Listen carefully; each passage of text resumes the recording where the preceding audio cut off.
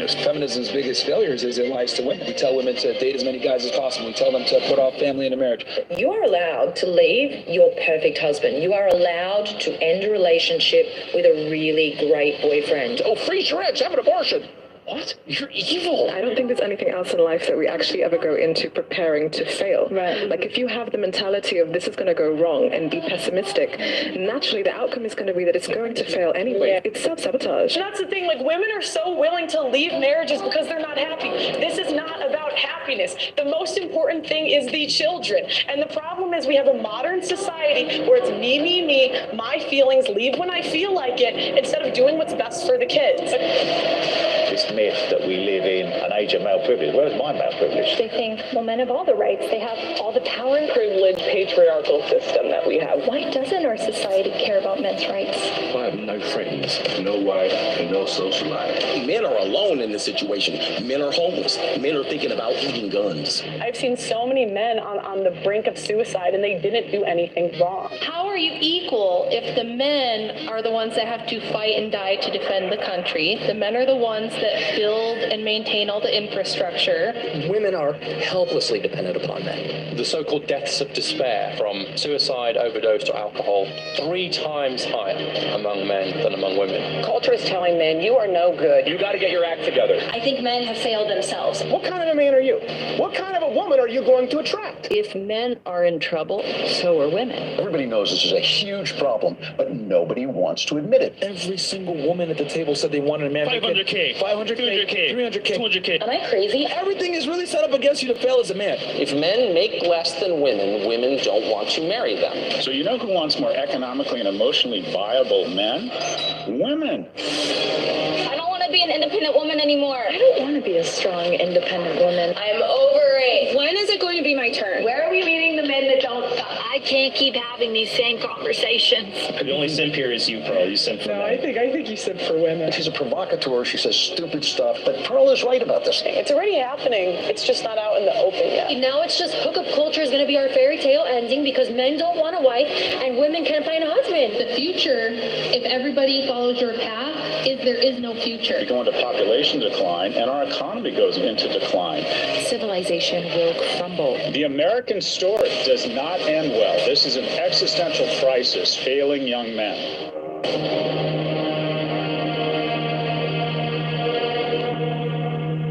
What's going on, people? Thank you for tuning in tonight. You can bring your time and attention anywhere on this planet, and for some reason, you guys have decided to give it to me. So thank you guys so much for tuning in, and I appreciate it. If you can, like the video. I want to say, first of all, thank you for the money that we've raised for a divorce documentary. Our goal is to raise $100,000 to pay a production team to do our divorce documentary. This would allow us to fly fathers in, maybe even go to them in person and bring a film crew. Anyways, thank you to the last 24 hours. We've had anonymous $25 donation, 125 from another anonymous account, and Michael who donated 100. Thank you guys so much. It's your donations that make this possible. We're at $35,512. So, okay, so today we're talking about situationships. Now, this has been a relatively new term. I don't think situationships, they're kind of a product of the modern dating market. And it was tough when I was younger and I went to school. I didn't know how to describe to my parents the relationships everybody was in. Because while there was maybe 1 or 2 or 3 boyfriend girlfriends on the teams, most of my lifetime, I've probably known more people in situationships than I know married or in relationships. Now, so welcome to another episode of Pearl Daily. Not very long ago, it was required for a man to commit to a woman to be able to have sex. It was required, at least for most men, for what they knew of, for a man to marry a woman before the woman would bear his children. But those times are long gone. From the sexual revolution came a culture where women are empowered to be promiscuous and have casual sex. This dynamic is praised in modern culture. Where there was once long-term relationships, now there's nothing but a bunch of situationships. Now, what is a situationship? A situationship is a romantic or sexual relationship that lacks clear labels, commitment, or long-term expectations. It's more than just like a one-time casual casual hookup, but less than a traditional relationship. More and more women are getting stuck in situations for months and even years as more and more average and mid women are trying to get commitment from men that are out of their league. If you ask these women whose fault is it that the situationship is persisting, they will always blame the men instead of taking accountability for the type of man they choose to spend their time with. Now, I'd like to give a little bit of a caveat. So there's a few different types of situationships that I see. There's a few. So there's situationship number one, which is a woman sleeping with a guy that's out of her league. This can go on for months and even years. Now, this type of situationship is on and off. Oftentimes, the woman will go back to this guy throughout her entire life. So in between marriages, she'll go back. In between boyfriends, she'll go back. This is the ultimate guy that the woman wanted. This is the Jack, of modern women. Now, there is a different type of situationship that I also see. And this is a guy that a woman sleeps with but is embarrassed of. So oftentimes you hear from these guys, and you may laugh, but this is a problem for certain men, that the women always want sex and never commitment. Now, men that have never been in that position can't even fathom this, but these are the men that are chosen to be side dude material, where the women could not see themselves getting along with the man. Maybe they're embarrassed to be with that man in public, but they just cannot, for whatever reason, see it long term, but they like the sex or maybe even the comfort of the situationship. You also see the fat chicks that men bang and, they don't really know their place. But those are really the different types of situationships I see. And I was thinking about the experience of men and women, and I noticed that you can compare a situationship with an older woman to a young man in the friend zone with an attractive woman. And I would argue it's up to the man to end a relationship with a woman that he's putting effort into but not getting the sex from. Just like it's a woman's responsibility to end things with a man that she's not getting commitment from. Women say all the time that they know right when they meet a man if they would sleep with them or not. I think it's the same for men. It won't take long for a man to realize if he wanted, he would be in a relationship with a woman. Sort of. Okay, so I did a poll and I was kind of curious about this. So I polled men. What is the longest, I polled people, what is the longest situationship you've been in? So 30% of situationships, this is over 2,000 people, so this is a decent sample size, under a year. 1 to 3 years, 20%, 10% say 3 to 5 years, and the majority of situationships are over 5 years long. And when I got this poll, I realized that's longer than most marriages. Many situationships last longer than most marriages. Now, I also did a poll today asking men if they've ever promoted, let me find it. Fellas, have you, because me and Doug MPO were talking before the show, and I don't agree at all that situationships the women always lose. And his initial thought was that if a man doesn't know in a year if he's going to marry you, he's never going to. And I think it's a generational difference. But that's not what I've seen at all, or make you his girlfriend. And I'm being honest here, that is not at all what I've seen. I've seen about 50-50. Half of situationships get left in the dust, and half actually get what they want, even after 1 to 3 years. There's winners and there's losers in this life. Now, there was a girl in school, and she was dating... I knew in school, and she was dating, let's just call him Chad. And to be honest, the whole time I would watch her, and I would think that she was stupid, right? And I would think that she was dumb, an idiot. Chad will never take you seriously. I recently checked in her profile, and she's pregnant with his kid now, so I was wrong. That girl was in a 4-year situationship. 4 years and one. But that for every winner, there's a loser, right? And I knew another girl that was in an on and off situationship with, let's call him Tyrone. And it was on and off for years, and no, he never took her seriously. I would say probably she wasn't good looking enough. Neither were, right? Both, the one guy did bald early, so maybe that helped. I don't know. Now, the women that win and the women that lose, I'd like to say there's no guaranteed outcomes, there's just strategies. But the women that I saw win, the strategy they would enact is they wouldn't bring up commitment, and they would just work to give the man the most positive experience possible. Now, the women that would nag the man constantly about what are we and da-da-da-da-da, I didn't really see them winning. So I was curious, I wanted to poll the people, and this is a smaller poll. I wanted to poll and see what the people had seen. Because in my experience, from what I've seen, it's about 50-50. Maybe 60-40, with 60% of situationships stay that way, 40%. And I promoted a situationship to my girlfriend or wife. And this is asking men.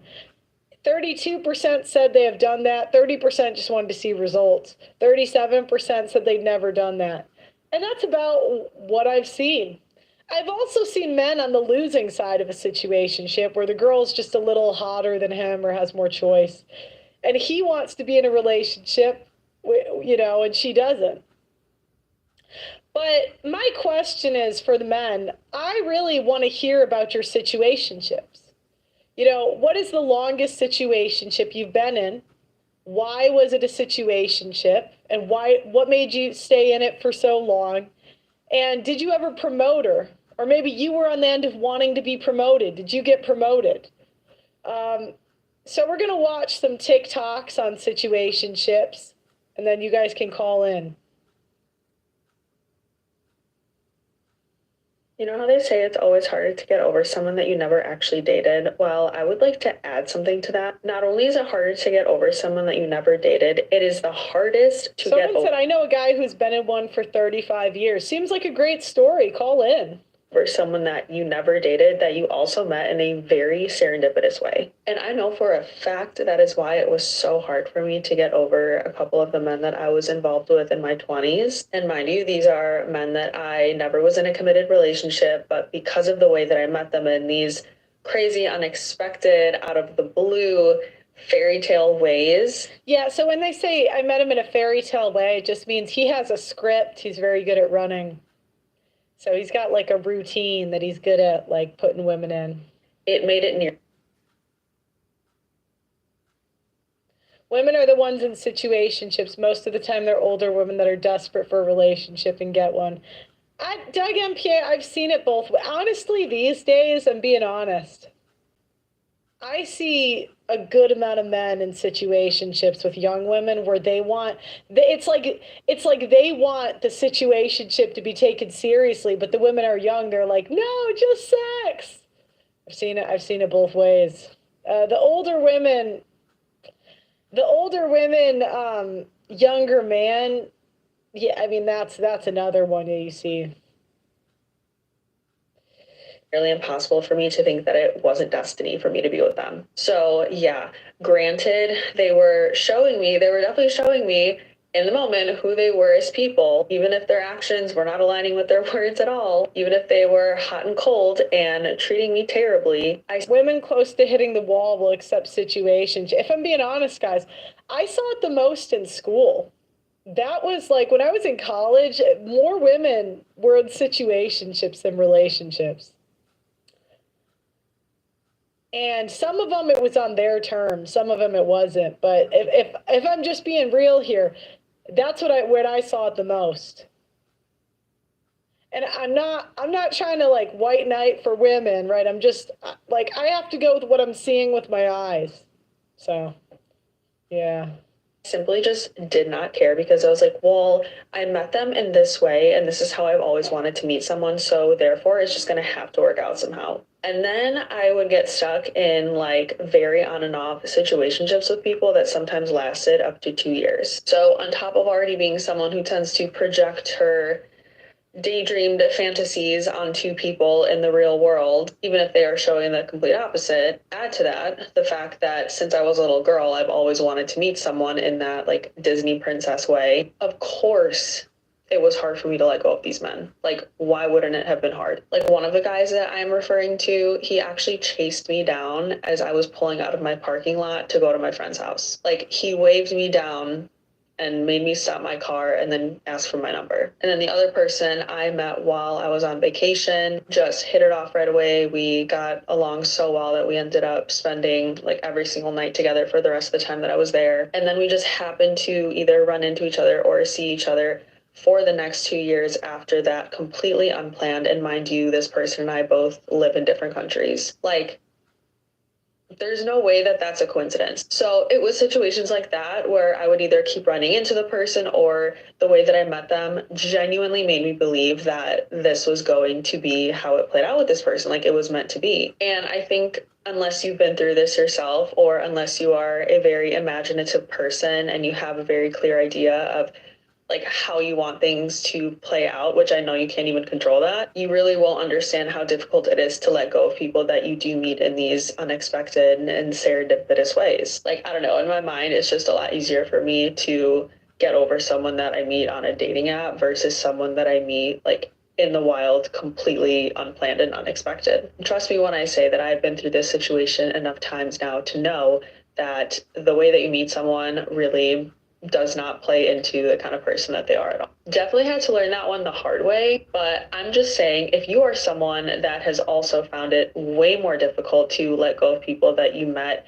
in these crazy ways, you are not alone. Because I stand by the theory that the people that you meet in these kinds of ways are 10 times harder to let go. Okay, yeah, and what you get is when you meet a guy in a crazy way, he's practiced that, so he's got choice. Oh, I've been in a situation for 6 fucking years now. I cannot believe I just said that on camera. But I'm so fucking over it. I'm so over it. Basically, this boy and I started dating when we were in high school. And like, honestly, that shit was so toxic. Like, we were both stubborn as fuck and we would just argue constantly. So what happens is, women will always go back to the most alpha guy of their past. So sometimes women find that guy in high school. Sometimes we find that guy in college. Sometimes we find that guy in the workforce. But usually, especially women, I want you guys to know, if there's a woman that gives you a really low body count and she's not lying, there's some ex that has a subscription still. I'm just letting you know. But anyways, he broke up with me. I was so sad, but then we remained really close friends and eventually just basically... Because you guys have to think about it. Women are getting, thrown at us 24/7. And I want you, when you start looking at sex as a need, women's behavior makes way more sense, and it humanizes us in a way. Women, men, it would be like, women, they're going to find a way to take care of that need. And obviously women, we're going to do it in the most manipulative ways possible. And exes are a great way to do it.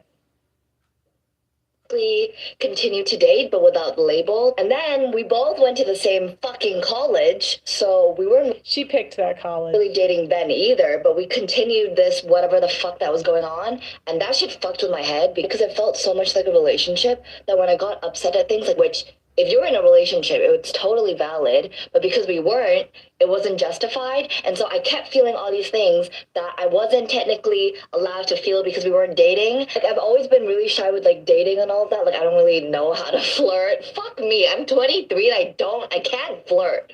And the thing is, it was on off, but because for me, I was so scared to, like, meet other people because I was so comfortable in this little, like, security blanket that... Yeah, so a lot of times, guys, when you're meeting a woman and she's acting weird, there's someone in the background. Like, if you start thinking, I can tell she likes me, but there's something holding me back or whatever, I promise to God, either she doesn't like you at all or there's someone in the background. That is this boy. And I regret not going on dates and, like, fucking around in college because now I'm 23. I work at home now. So it's not like I can meet people at work. And, like, I don't want to do dating apps either because it just feels so forced. And I've heard too many bad stories from friends that, like, I'm not doing that shit. But anyway, last year of college, we finally dated, which apparently, recently I talked to him about it, and according to him, we weren't even dating back then, but we were doing like the whole flowers, Valentine's Day, all that shit. So, like, I don't know what's wrong with him. It has come to my attention, finally. I need to move the fuck on and Yeah, and that's what you're competing with. And remember, this is a 6-year situationship. Situationships oftentimes last longer than marriages. Think about that. Think about that. stop wasting my time on this boy. We broke up the last year of college because of long distance, but now we're in the same city, in the same fucking friend group, and it's so much harder. But fuck this. This year I told myself to stop wasting my time and energy on the people who don't return the same energy back. I'm 23, still have not dated anyone else. Like, at this point, I feel like I'm just gonna die alone. All my friends are in relationships too, and it's so cute. I'm like, I want one. Where do people get one? At this point, I feel like I've lost all of my dating skills because I didn't have to use that muscle for like 6 years.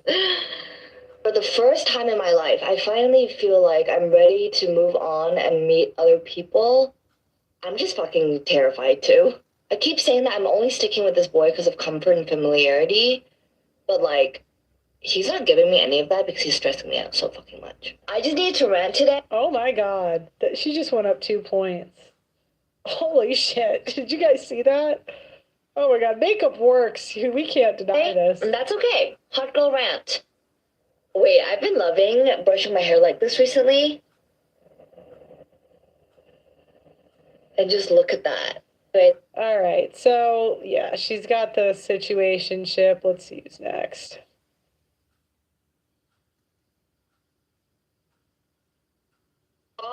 Oh, this is the same one. Okay, let's see who's next. I just texted my situationship of 8 months and said, hey, I love coloring you. But I'm never going to meet my husband if I keep coloring you, and I think I actually am finally ready for more commitment from someone. All was great in my head. Like, in my head, he didn't even reply. Great, life lived on. Why did he reply and say, who's to say that person can't be me?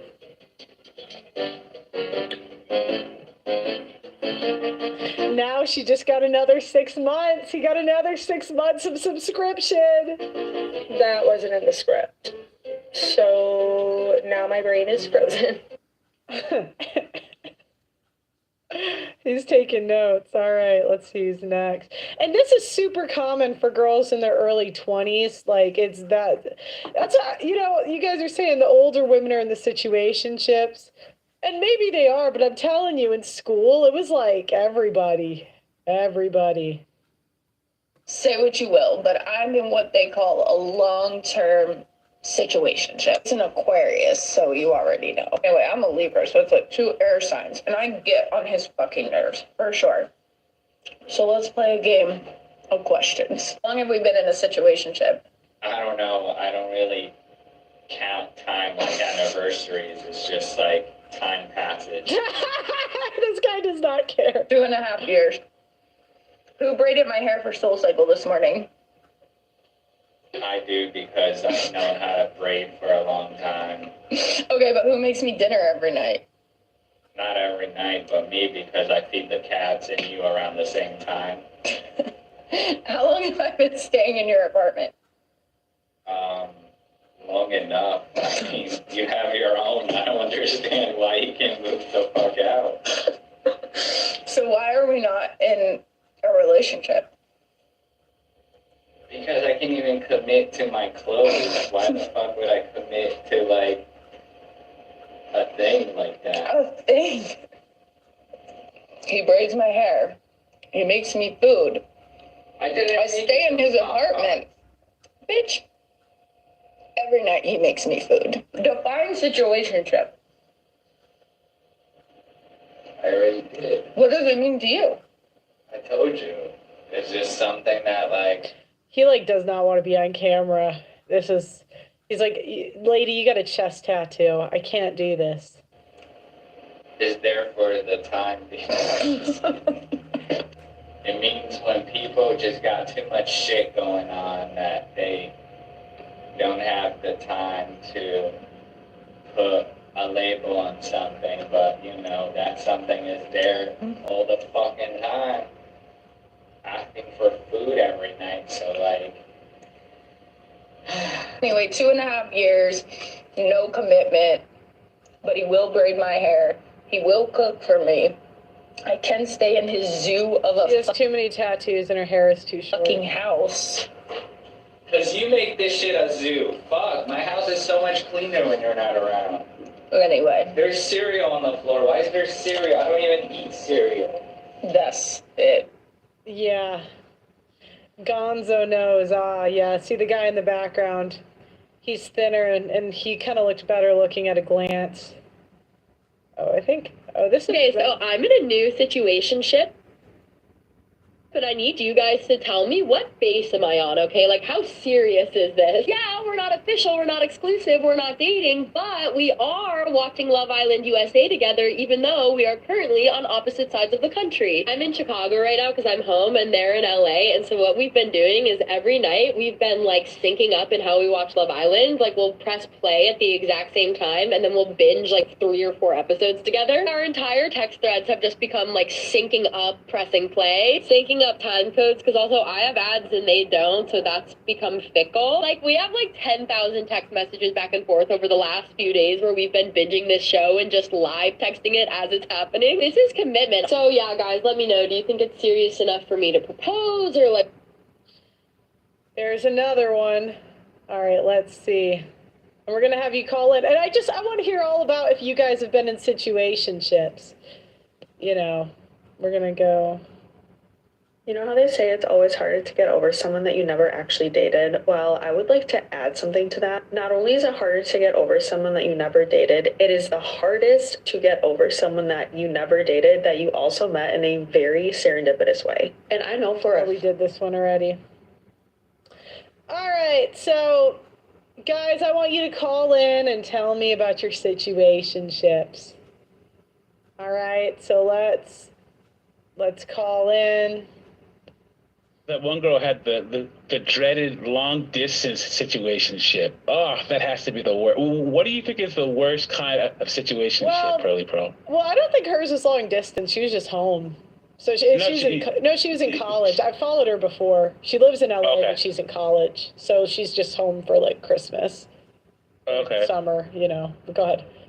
Yeah, but still, you know, you've met women who they're holding on to a situationship, and it's long distance, and it seems even more delusional when the guy's like 1,000 miles away, and the guy's keeping them spellbound. I think it's actually great. It's great for women because you know, we can't get along with anyone unless they're 1,000 miles away. So we can just whisper sweet nothings and get a subscription every other weekend. That's great. You are wise beyond your years, my friend. So it's kind of a win-win. Go ahead. I can tell you, my longest situationship lasted longer than my marriage. How long was it?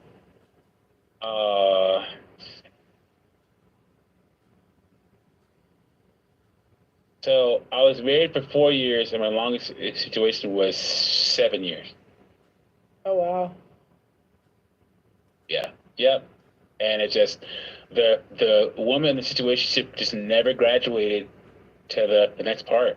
Never got bumped up to relationship. What made you not want to do it, or was it her? Like, who was it?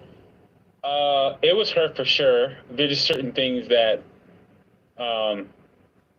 it was just never going to happen. She had certain things with her personality, certain things with her mindset that just weren't conducive to actually making her a part of my life. And did she ever like ask you for commitment?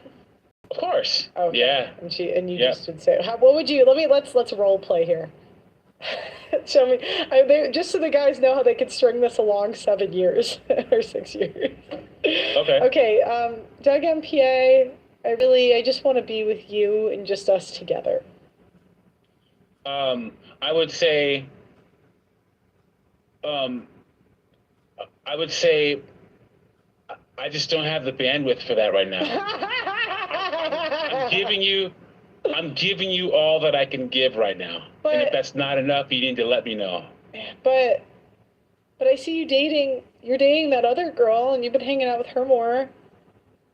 Then I would say I would just keep reiterating the point. I'd say we have what we have, and that's separate from what's going on there. I'd say I compartmentalize certain things in my life, and I only have a certain amount to give to certain things, and this is all that I can give. And I would literally tell her, like, this is all that I can give you. That's it. No more, no less. And you just keep putting it on them and saying, look, like, if you want more and I can't give it to you, well, then you have a decision to make.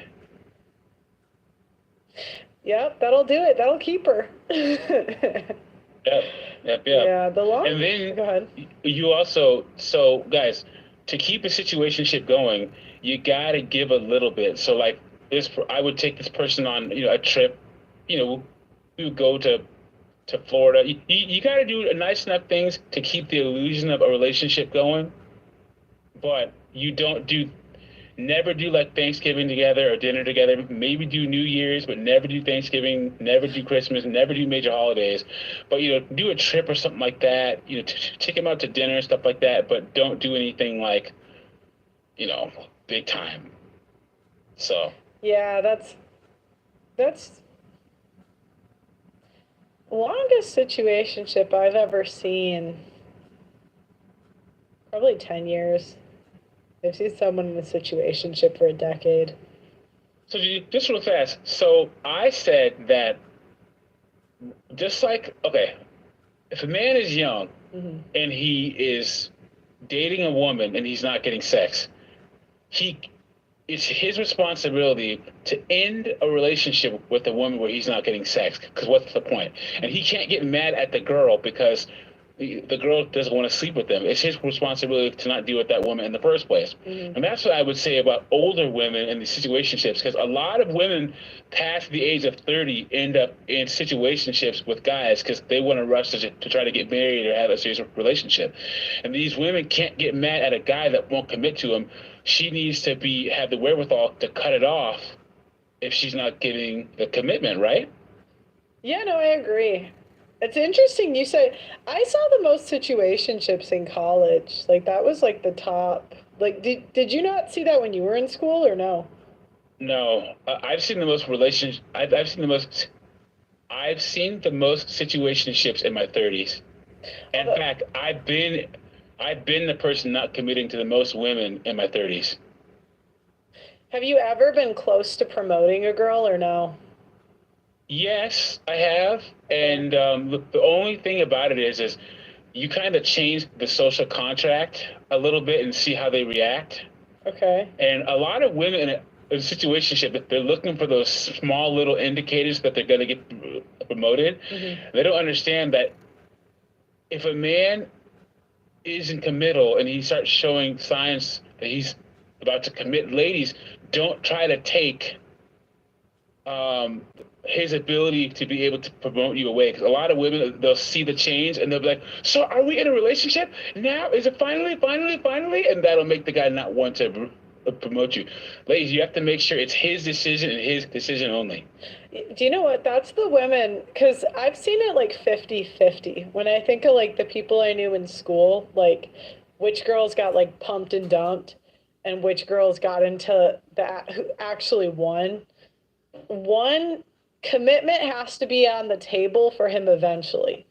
There's some guys that, like, they're not gonna, if they settle down, they're gonna be old when they do it.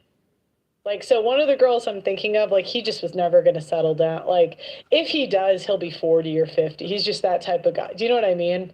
Yeah, I agree. Because some of the guys, they just wanted to mess around in college, and then they might go find a girl. So, like, when they graduated, they would kind of look at the girl that'd been there all 4 years, and they're like, fine. Fine. Bitch, you've worn me down. Like, you're still here after all these years, so might as well reward you. Yeah, like, the girl, and I would say it was like 50-50. For the ones that were long-term, if it's like, I don't really count a situation, like, I'm thinking like long-term situationships. Go ahead. Yeah, see, I was in a weird situation in college because my first girlfriend I was with for 4.5 years, 5 years. And then I went off to college and I wasn't even thinking about a relationship. So I was putting women in situationships in college, but everyone else around me was getting together. So a bunch of my friends from college got married out of college, but I was one of the only people where I had gotten out of a relationship. I moved away from my serious relationship to go to college. So Generational difference. It was all situationships by the time I got to school. Not all. I would say like maybe 20% were in relationships, but the rest, no. Oh.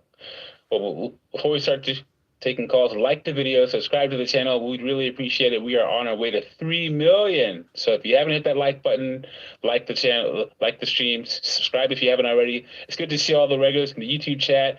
And Brad M, Valencia, Joel, Daniel C, good to see you in the Audacity chat. Guys, make sure to go to pearlinvite.com for Pearl's learning community, or go to the audacitynetwork.com to join Pearl's website. It would be good to have you over there.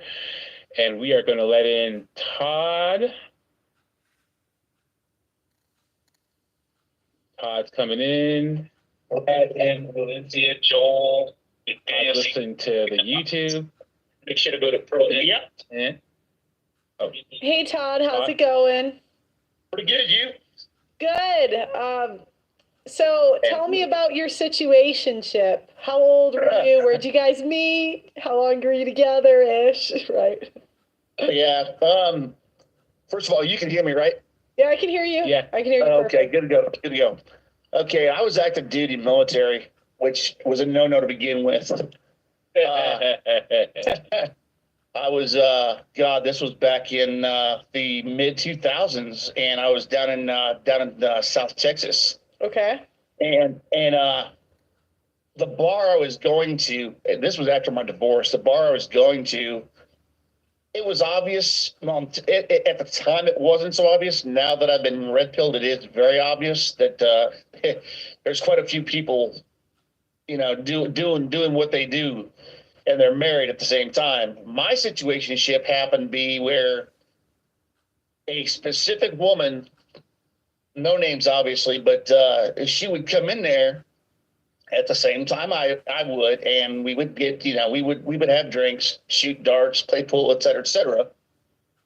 And it was the kind of thing where if you didn't go home with anybody at the end of the night, she got a hold of me.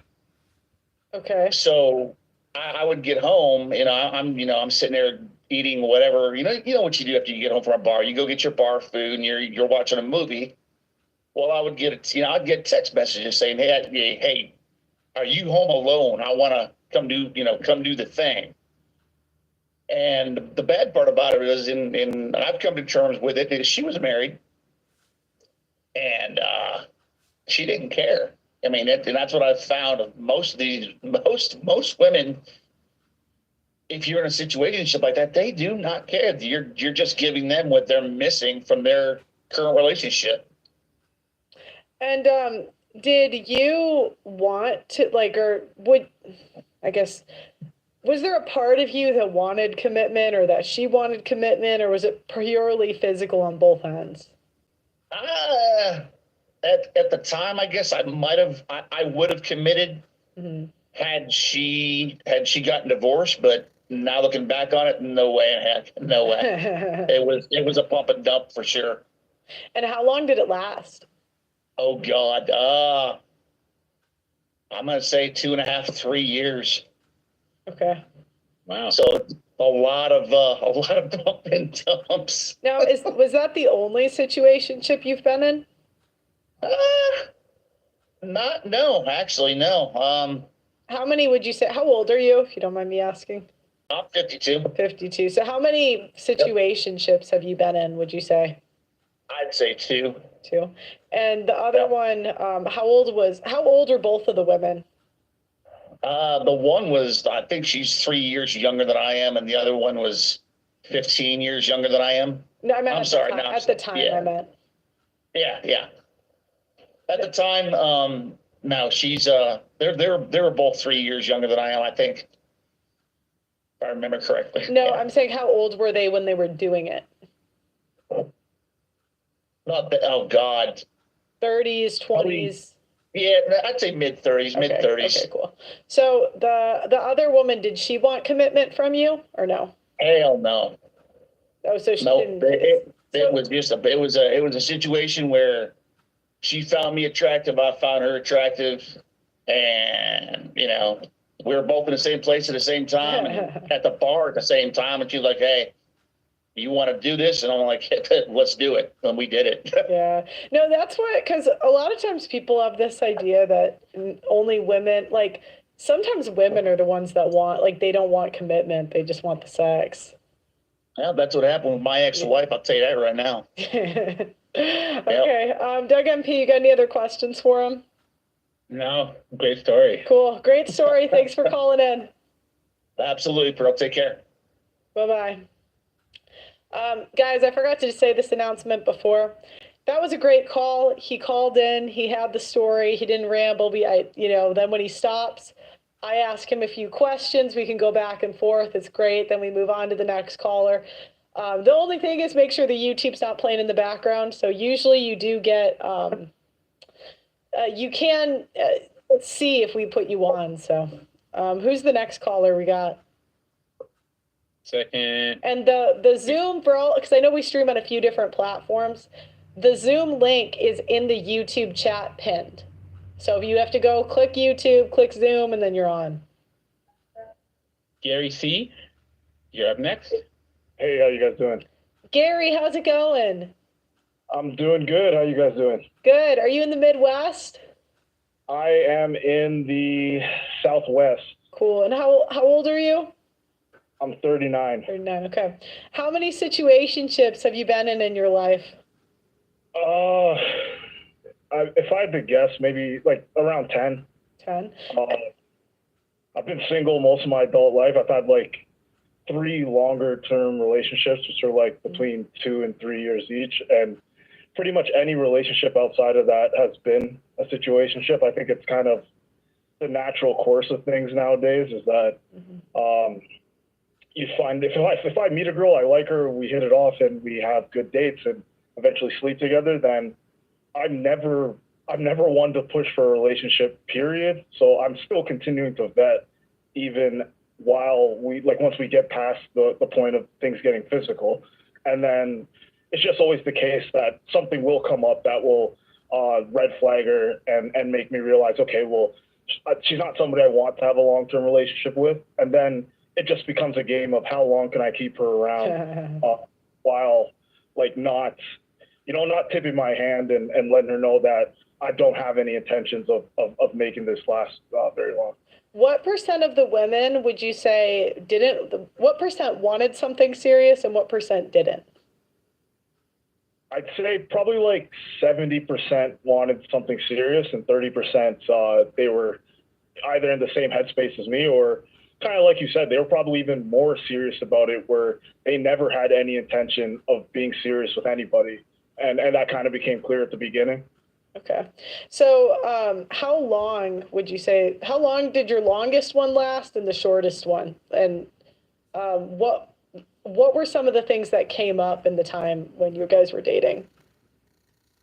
Okay, so the longest one was about 2 years. And then I think Doug said it earlier, and a couple of whoever else came on before. What would come up is just that. I mean, the fact is that if the longer that something goes on, more often than not, you're going to have to do things that are relationship type things in order to keep the interest going. Because again, it's like you said it yourself that it's kind of like you're running a script, you're doing a sales pitch basically over a long period of time. So what would happen is that there would be discussions that would come up after you did some of those relationship type stuff.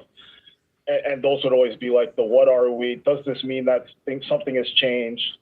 Yeah, and like Doug said, that honestly, those conversations would immediately kind of, for me, bring up a situation where it's like, okay, is it time to just end this? Because those conversations are just the worst.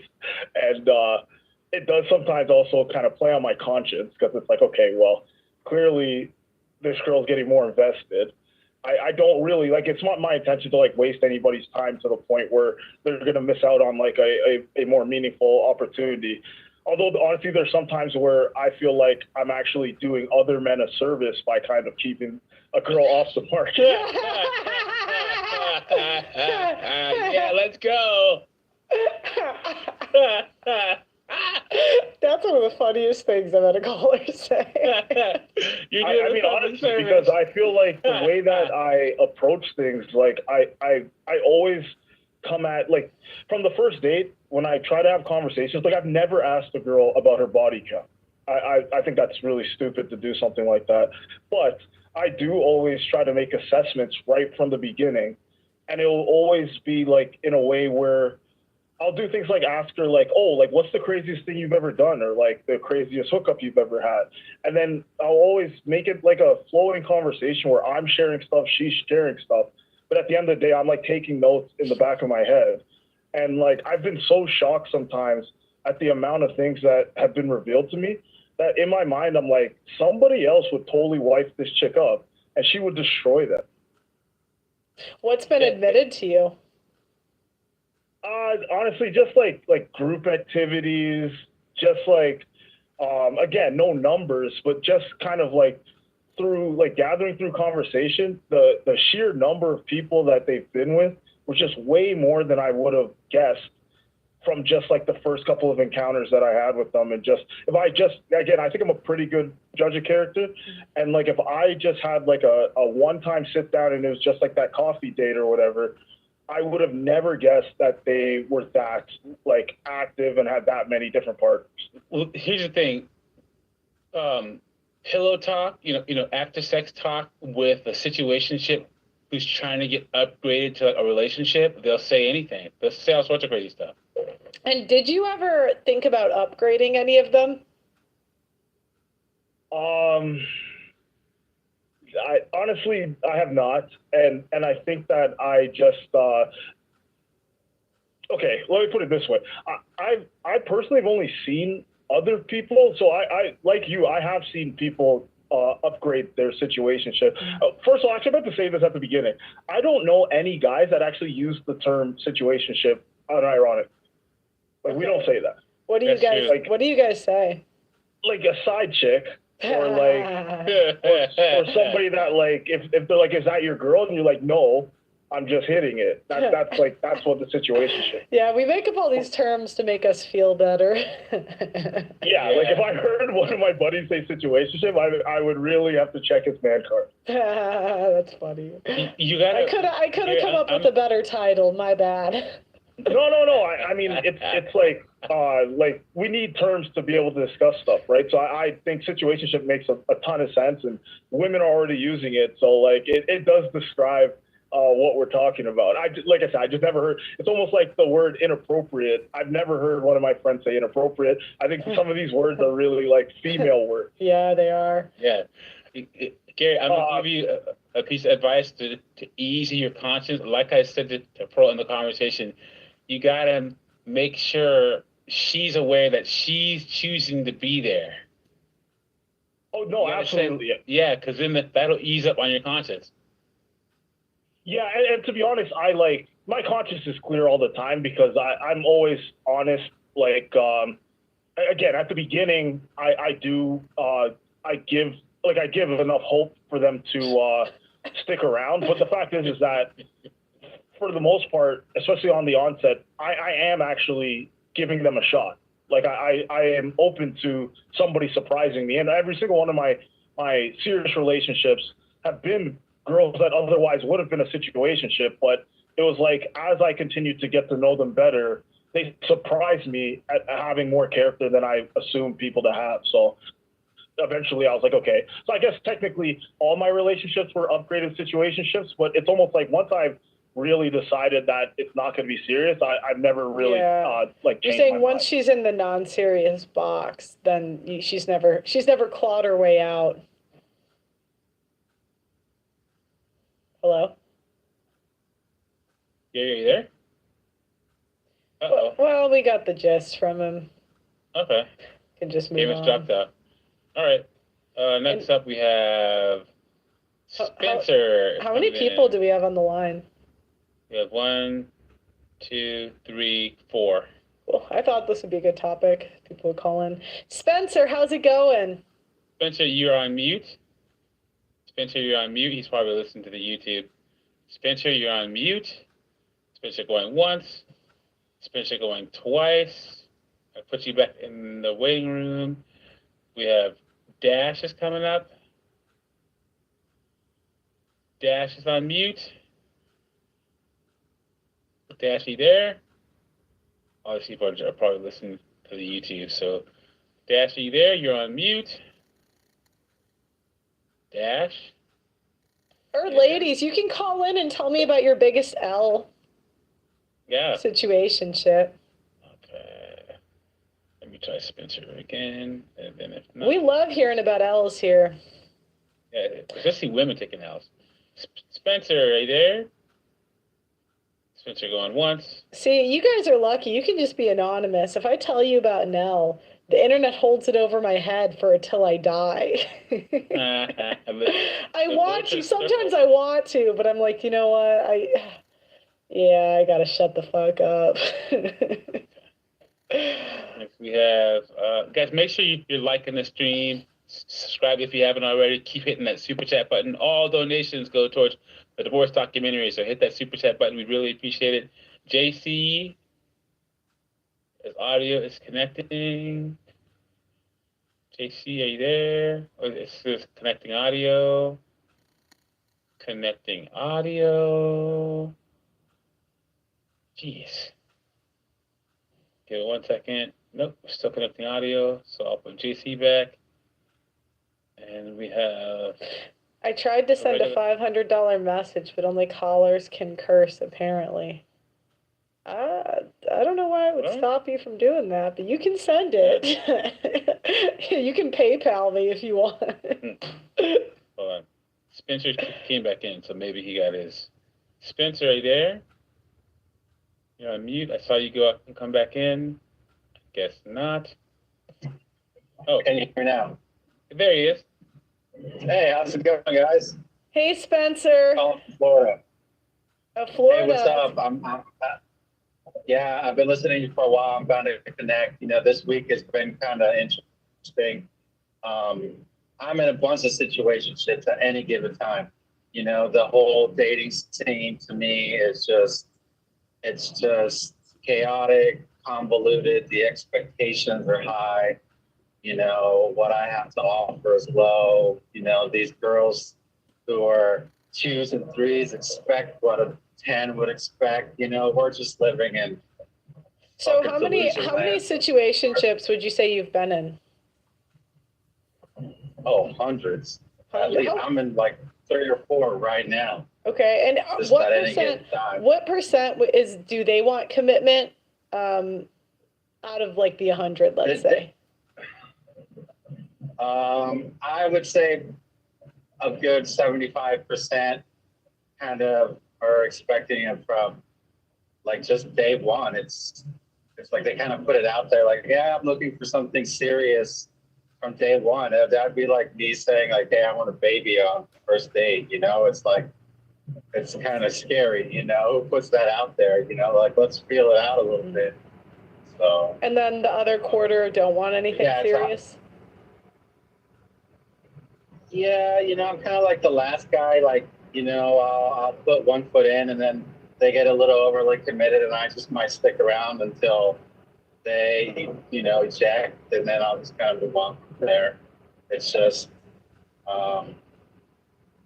you know, high expectations, low offerings, you know, especially where I live.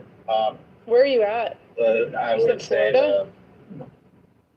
that's where I'm at now. I live in North Carolina. Okay. What age are most of the women that are in the situationships? Like, have you noticed any patterns, or is it all over?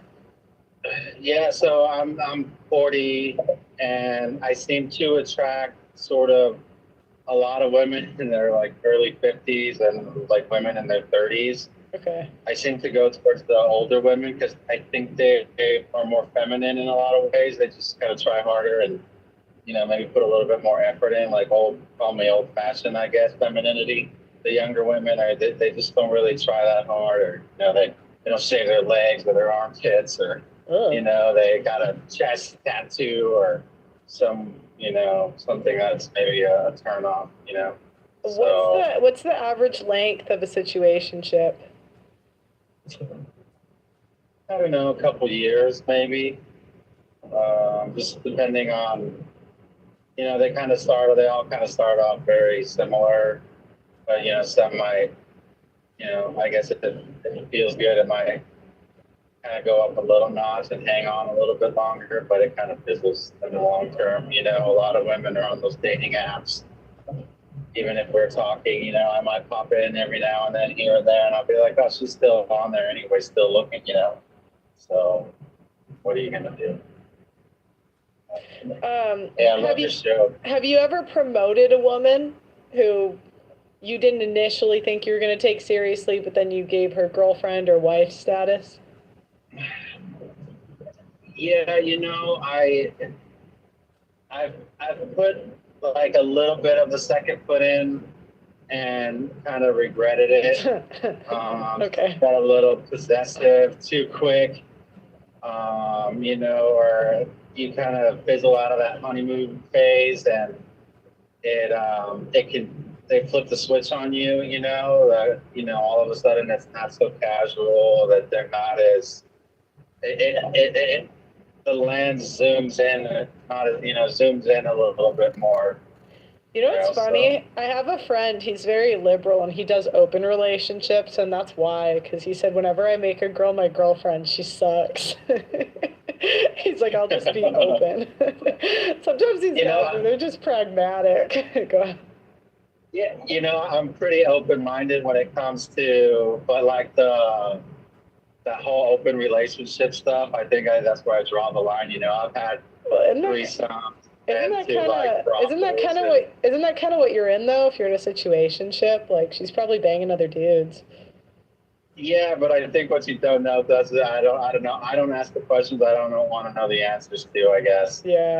I think start asking how many guys you fucked. I think I don't know how much that turns me on. Maybe some of those weird dudes like knowing how many dudes have came in this girl you're about to fuck, but I don't want to know. Yeah. So that's kind of. Doug MP, you got any other questions for him? Yeah, what's happening? Not really. It's just balancing all these situations, man. How do you do it? How do you balance all these situations? It's effort, isn't it? But so is one relationship too. Yeah, you got me there. Never. And I guess it just depends. Because I am not attracting my equal, I think a lot of times is why I'm on a lot of situationships. I think if I was out west where I'm originally from, California, I used to live in Las Vegas. That's where all the beautiful women go, and you come out here kind of a little more sheltered from reality, and it's slim pickings, and it can be a little sad existence if you like beautiful women, I guess. Yeah, I hear you. All right, well. Hey, I'll call back. Thanks for your time. I've been listening to you for a while now. Thanks for taking my call. Thanks for calling in. Hi, I'm from North Carolina. She did me dirty. Thank you for the super chat. Guys, we're towards the end of the month. So if you didn't know, YouTube, the way I get paid a month after I make the money. So I get paid on the 21st of next month. So, if you've enjoyed the streams this month, we've done a ton of streams. I think we've streamed every day, but I think we've streamed every day this month, haven't we? Me or you? Yeah, I think we have. Yeah. Yep. Feel free to send us a super, I don't beg here, but you could. You could. Okay, who's... Next up we have Chad. Chad, all right. Actual Chad Chaddington calling in. That's his actual... Has he called in before? That sounds familiar. I think so. Chad, you there? Hello, can you hear me? Chad, how are you? Hey, what's up, Pearl? What's up, Doug? Would you mind turning off the YouTube in the background? Yeah, I know. I'm trying to get it situated. Sorry about that. Okay, there we go. Is that better? Yeah, that's better. All right. So how old are you, Chad? 48. Okay, how many situationships have you been in your life? Oh, God, we didn't call them situationships back then. How many side chicks, you know what I mean? Oh, my God. Side chicks that never got promoted. Well, you know, I haven't called in a while, so, you know, I have a prolific, you know. Oh, I think I remember you. You had a lot of girlfriends, right? Didn't you date a lot of them? 185 to 190. I had names written down and everything. You just rounded up to 200. Just Okay, so I can give percentages. Wait, but some of them if I remember from last time, you dated a lot of them like they were your girlfriend, right? Yeah, I've had some long-term relationships with quite a few of them. Yeah. Okay, so I'm only asking about the ones that you're not trying to be seen in public. Do you know what I mean? Oh, yeah, gotcha. Yeah, like, or maybe like, but you like someone you would never take, like you would never call her your girlfriend. Okay. So. Okay, I was in a 15-year situationship. Holy shit, that is long. In fact, I had a 3-year long-term relationship with one woman while I was in the 15-year relationship, and another 4-year long-term relationship with another woman while I was in the 15-year situationship. Wow. What time of day did she come over? Did she have like a 2 a.m. slot? Well, no, we lived in two different states, so we would only see each other when I would visit her or she would visit me. What made you not want to promote her? What was her problem? Actually, it's not really. You see, I'm not looking at it as a negative thing, like you said. It's not like a moped, someone you want to ride but no one sees you in public type of thing. Mm-hmm. It's a situationship where just the situation isn't right, but the chemistry is just off the charts. The conversation too, we got along. So it sounds great. What was the situation? She had a kid or something? No, age difference was 15 years apart. She was 15 years older. Oh, okay. Right. And the biggest thing that kept us in the situationship was she wouldn't move out of her state and I wouldn't move out of my state. Oh, I see. Okay. So it was a location thing. But here's the funny thing. About 2 years ago, I ended up moving to her state. And we started to get close, and then she was like acting really funny. After 15 years, you kind of know someone. I mean, especially when you got good conversation, good everything. You just know something's up, and I figured it out. It was she was dating several guys in town. And she didn't want me to mess up her rotation. Oh, man. Yeah, so we continued the situationship for a little bit longer, but after 15 years, I finally just had enough and said, no more. So she probably had a rotation the whole time. Oh, well, so did I, and we both actually knew it. We were both honest and open with one another. Yeah, Go ahead. But I think her rotation, when I moved closer to her, I think her rotation involved a doctor and lawyers and people with money. Mm-hmm. And, I don't know what else to say. I've had a lot of other situations, shorter-term situationships over my vast career. So what would you say is the average length of one before the women, let's say out of the women that wanted commitment and you weren't going to give it to them, how long do they stick around till they bounce usually? Oh, God, they'll stick around until I put a restraining order in. Oh, I ain't lying, man. One, I straight up was... here's the other thing. I learned in my 30s going through You know, I went through some crazy times in between long-term relationships, and that's how I got the numbers I did. Plus, I was in a small town where everyone knew each other, and when you're in a small town like that, you know, women talk, and they were my best salespeople. I mean, I would literally be at a bar, and then all of a sudden, one of my situationships at the time, she was in another situationship, so she would tell her friend, "Oh, well, Chase is over there. I bet you if you go there tonight and blah blah blah." That happened so many times. I was just like, "Oh, whatever." So I was single. They were single. It wasn't like we were, you know. I'm not into breaking up marriages. I don't, you know. I really don't even want to date someone if they have a serious person or anything like that. I'm more of a, you know, we're both single, we're both adults, and we both know each other. Hey, all's fair in love and war, you know? Average situationship, I'd say between 6 months to a year and a half, maybe 2, you know, if it's that good. But the majority of them wanted something more after about 6 months, you know, and I'd say half of them, they either weren't the caliber of person I would think about taking to the next level. Not too many were, you know, they don't look good and I don't want to be seen with you, because again, we were in a small town, so people knew.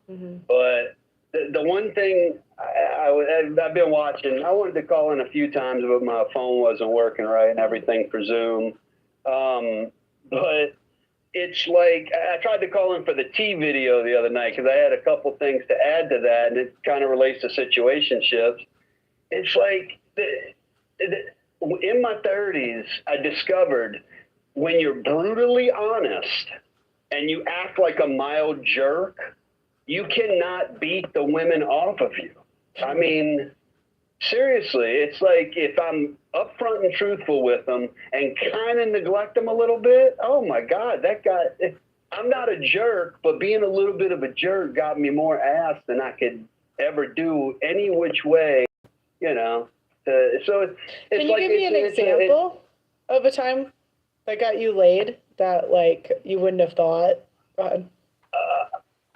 Okay, so it sounds like there's a good story there. It sounds like there's a good one. No, not gory. I know this is, you know, sort of public airways, semi-family. Okay. But yeah, in the bar, we're playing trivia. I'm with one girl playing trivia that I've been, you know, again, I know these people because we're in the same town, so they know of me. But I was with this one for about a month or two, and it was just a situation. We were just having fun, nothing serious. Well, her other friend comes, sits next to me, and they're friends. I was with her like less than 2 weeks ago, and then the third friend comes up, and I was with her like the night before, yet I'm kind of on a makeshift date with their friend. All three of us literally sat at the bar just all night, smoking, joking, drinking, playing games and everything like that. And there was several people, including the bartenders, that knew the story, and a couple of them would just look at me and just shake their head. And it's just like, yeah, they can't even get one woman, and here I am trying to try to keep three at bay type of thing, you know? So what happened? Did you take them all home, or how did that, like? So I ended up going home with the one I came with that night, but within the same week, both their friends were over at my house. So it amazed me, because in my 20s, even though I got a lot of tail and everything, I did it more wholesomely and respectfully. Once I hit 30 and started just, hey, this is who I am, this is what I'm going to do, this is blah, blah, blah, you take it or leave it, and then just walk away. Oh my God, it's like crack to them. It just blew my mind that being a jerk and being totally upfront and honest got me more tail than anything I've ever done in my life. So what age did you find women were most open to situationships? Oh God. Well, I'd have to say the majority of women I've been with were older women. So from, let's say, from 30 to 50 when I was in my mid-20s to mid-30s. Cool. So half of them... Younger guy, older. Yeah, that makes sense. Well, I found that the older women, it was more no nonsense, you know. It just is what it is. They've already been through the role. I've already been chewed up and spit out by divorce, and we were just kind of on the same playing field. Like, hey, you're a clean single adult and you're friendly and I know you in town. Hey, you're a clean single adult and I know you in town. Let's get together and have fun. Okay.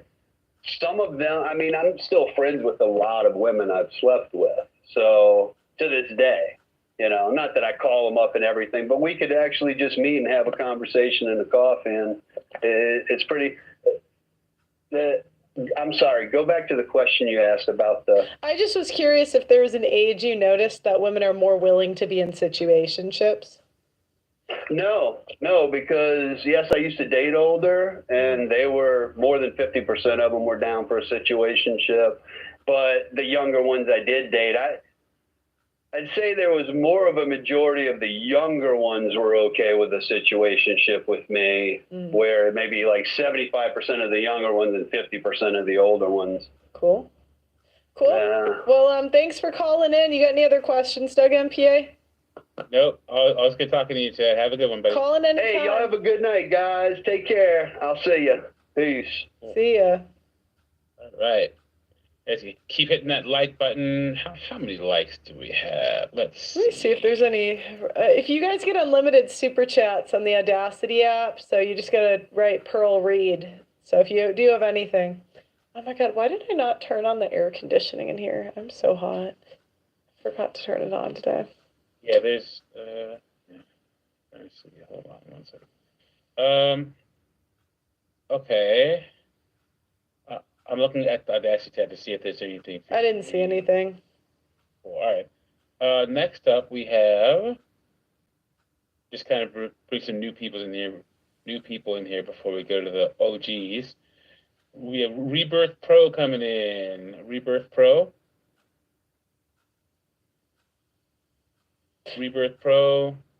Probably listening to the YouTube. You're on mute. We can see you, Rebirth Pro. Rebirth Pro, are you there? You're on mute. Yo, what's up? Can you hear me?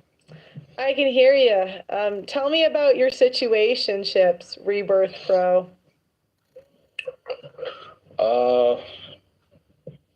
Is it echoing on your end? Not echoing here. Okay. I think situationships. You probably have the YouTube open in a different window or something. Yeah. All right. Well, situations I have right now, I mean, that's kind of the normal thing. That's what I pretty much go for. Okay. So how many situationships would you say you've been in your life?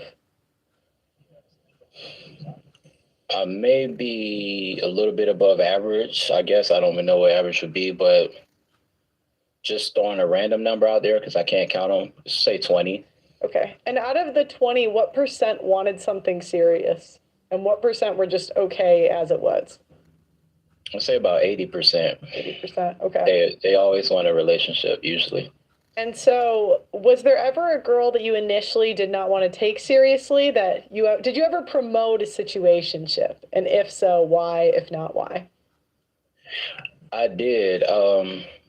The most recent one I did was about 3 weeks ago. And of course, I regretted it. Okay, go ahead. Because I had I hate to use these terms, but I had a roster. I didn't really call it that, but everybody knows what that means. I had a roster at the time, so I was casually dating multiple girls, and there weren't relationships. The woman that I gave the relationship, she was actually the one that put me on the hey, you can't smash for 30 days rule.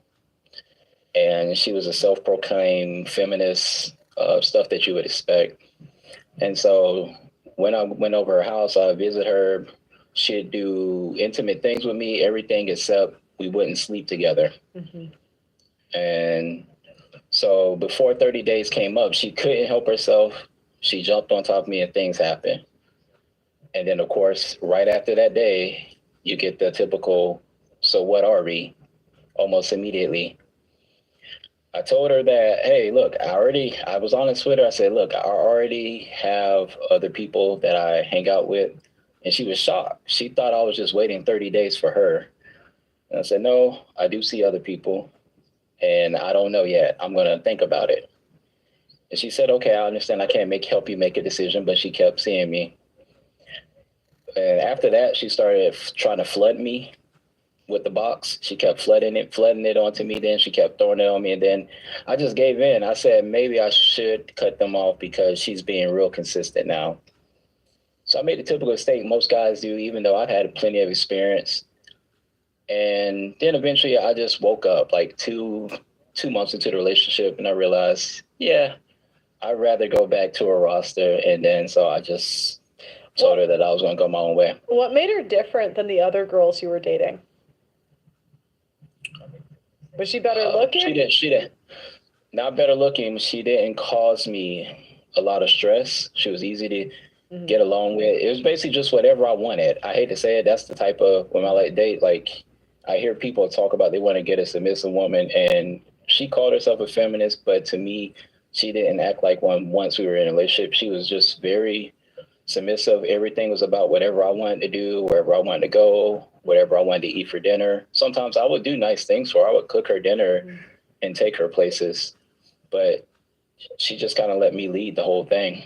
So that's what I look for. And that switched after? What switched after that? Yeah, like after you gave her the title. Well, I was aware that I can never invest too much. So her birthday came around and an ex-boyfriend and a guy that was pursuing her both sent birthday gifts to her home on her birthday. And so I didn't want to check her phone or nothing. I'm done with that stage of checking phones. But I just thought it was very suspicious because I was like, why would they randomly send you these gifts if you haven't been contacting them? And I was like, I've been talking to you for a few months now. Something's still probably going on there. And then I thought about it. I cut off all of my girls, but obviously there's something still there. So I felt a little dumb. Yeah. I didn't actually find anything, but I was just like, it's still better for me. I'd rather just have multiple. Yeah, got it.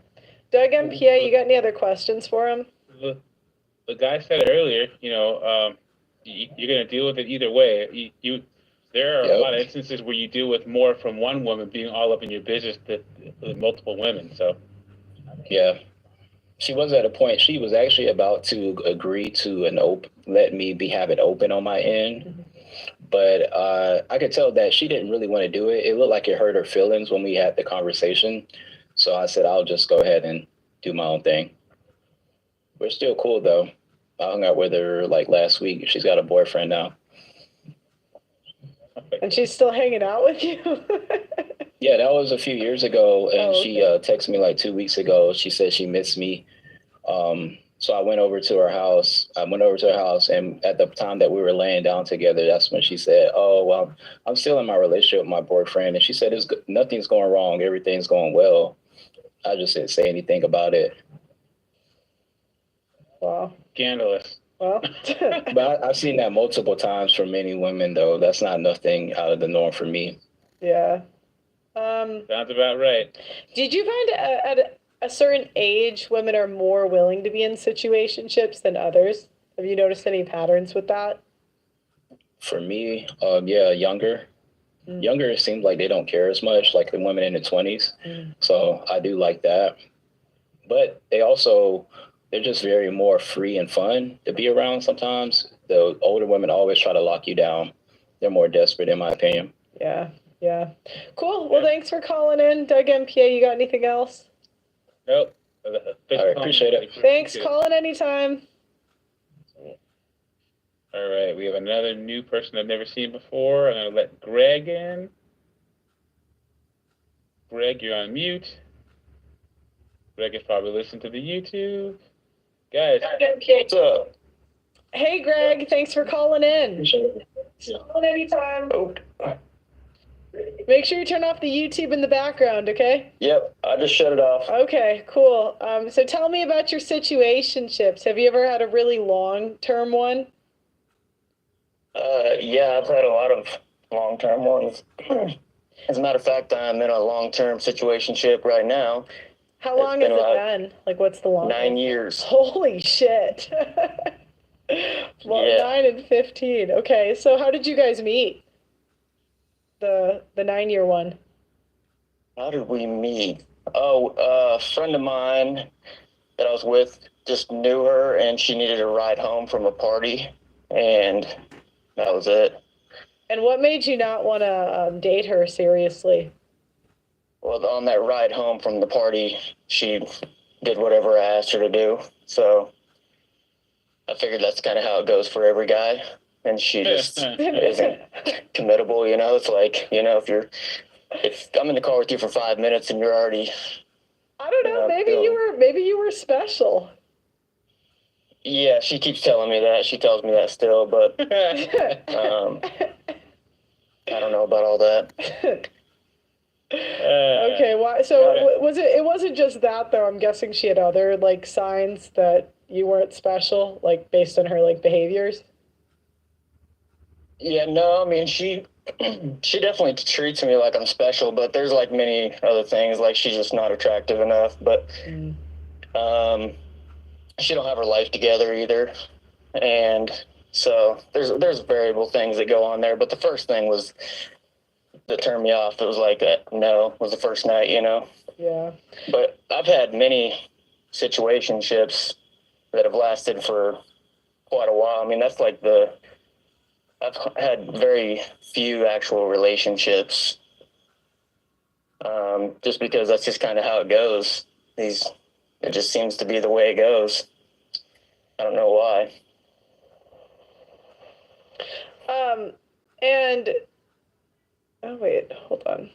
Sorry. So, have you ever noticed a certain age that women are more open to situationships, or have you noticed no difference? No, not really, no difference. I've been in situationships. I'm 36, and I was with a girl that's 54 now, or a lady that's 54, whatever you want to call her. But I was off and on with her for 2 years, no commitment, and then I've been with people my age, not anybody much younger. Cool. What percent of situationships would you say want commitment? Are you close to what the other guys have been saying, like 70, 80%? I mean, less, more? They all claim that they would be with me, you know, and want to be with me, but they say these things, but their reactions don't show it. It's like they have other people on the side too that they're talking to. And there's been a few that I have talked to about getting serious with, and then they just won't make that commitment. Or I won't make that commitment for, like, you know, certain ones. It just depends. It's kind of like I was watching your show yesterday or something. You were talking about people that can be different to different people. You know, it's like it might be the right person. You might treat somebody the right, and then somebody else might treat them wrong or whatever. It's kind of like that situation goes on back and forth. It's like, if you're not the right person for me, I'm not going to commit to you type of deal. Just kind of back and forth. And what was the average length of a situationship in your experience? A couple years. Like 2, 3? Yeah. Okay. 2.5 probably. 2.5. Okay. Quite a while. Is there ever a moment in a situationship where, like, maybe you were thinking about taking a girl seriously, but then she said or did X, Y, Z, and you thought, Nayski, nada, never? If that's happened, what happened? What did she say? Oh yeah, that's happened. Oh my. So there was this one girl I was with, and I was like, we talked about getting serious. And she knew that I had girls on the side, and I said, listen, I'll drop all those girls if you will do the same, and we'll be serious. But she committed to that, but then she had her ex over at her house, and was making him breakfast, claiming that the ex was now dating her roommate, but her roommate wasn't there. So how did you find out? I showed up. Oh shit. Okay. Yeah. That'll do it. I pulled up and was like, "Hey, I'm outside. I got something for you." And she was like, well, hold on. Don't come in. I'll come out. And I'm like, yeah, that's what I just said. Come out. I'm gonna give you something. And yeah, it was just real weird. So she did that. So obviously I got out of my car and went inside and saw him. And I'm like, what's up? Big party here. So. Did you guys become pals then, or what? Me and him? Yeah. Sometimes Eskimo brothers bring men together. I've seen it. No, I mean, I didn't have no hate. He didn't even know about me, really. I don't think. I mean, really, I don't hate on guys whenever that situation happens unless they know me. Yeah. Like, unless it's like one of my buddies. But normally I'm just like, it's, whatever. I would do the same thing in their shoes probably, so. Cool. Well, thanks for calling in, Doug MPA. You got any other questions? Nope. Thanks for sharing, man. I really appreciate it. Come on, Doug MPA. I want a question from you. Come on, man. No, you laid it out pretty well. All right. You guys have a great night. Have a good one, buddy. Thanks, guys, for calling in. These shows would be awful if we didn't have any callers. So I really do appreciate you guys calling in and telling your stories. I find it really interesting.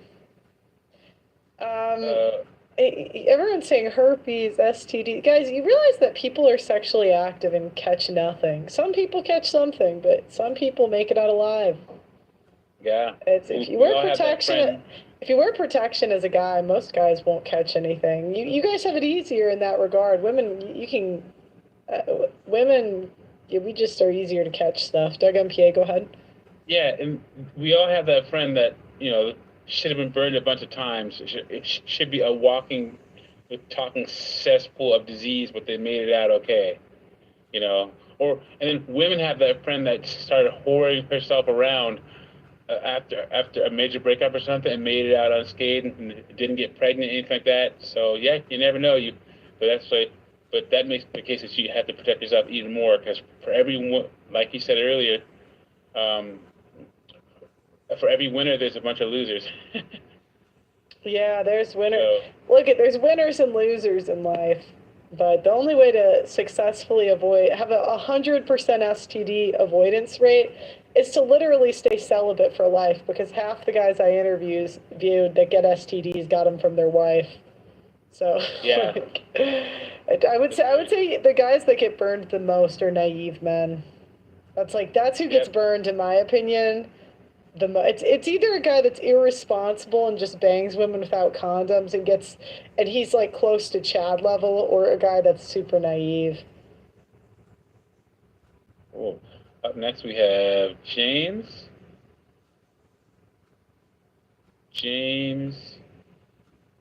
He's probably listening to the YouTube, so we'll give it a little bit. Guys, make sure to hit that like button, subscribe if you haven't already. We really appreciate it. Keep hitting that super chat button, because all super chats go towards the divorce documentary. So thank you for hitting the super chat button. James, are you there?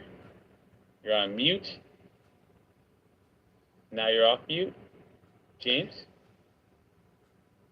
Hey, James. James going once. Hey, can you hear me now? I can hear you. Are you from the South? Oh. You have a nice voice, James. Oh, thank you. I'm actually from New York, but my whole family's from the South. So All right. you got it right. Cool. I like the accent. So tell me, have you ever been in a situationship? Oh my God. that seems like everything I've dated since I've been about 23, and I'm 30 now. So the exception really is a relationship. The standard nowadays is a situationship, huh? That's true. I'll be straight up. When I was 18, I would say, looking back at it now, I got really lucky. I dated a girl, we were both 17 and 18, and we had never dated anyone before, and we were just so career-driven people that a lot of our stuff just lined up. And I knew that she wasn't doing anything crazy because she was just spending all her time with me, like working and studying, and I was working and studying. But, you know, I'm going to say this, like, girls in this generation, they get, like, flashy object syndrome because then they see something that they don't have, and now they're like, okay, I could have that on top of what I already have. And sometimes it's like, the world does not work like, at least in my opinion, it just does not seem like it does. And, you know, now with, like, situationships, I just feel like the guy said earlier, he's like, all you got to do is be a little bit of a dick and just be honest, and you can get these girls to do, like, anything. Like, I would approach girls in the past after that relationship, like, very honest, straightforward, and, like, you know, kind of like a nice guy. But then once I started being, like, a little bit of a dick, it's like night and day. Like, sometimes I go out and I just try it out just to see if it'll work. And, yeah, it does. Like, just, I kind of hate that it does almost. How old are you? 30. So how many situationships would you say you've been in the last, like, when did you get out of that? Like, 5 years? I got out of that relationship when I was, like, 23. Okay. She was a great girl, I'll be honest, very intelligent, but, like, she had a very big drinking problem. And I just was, I was, like, I would drink too, obviously, but it's a little different when your girlfriend's on the ground drunk every weekend, like, face down, like, plastered, and you're, like, playing Xbox. You know, a lot of things can be worked through, but in my opinion, for men or women, to be honest, drugs and alcohol, it's just not something you want to deal with. Yeah. Personally. If you're, even if your girl smokes weed, marijuana and stuff, like, it's just a no-go, guys.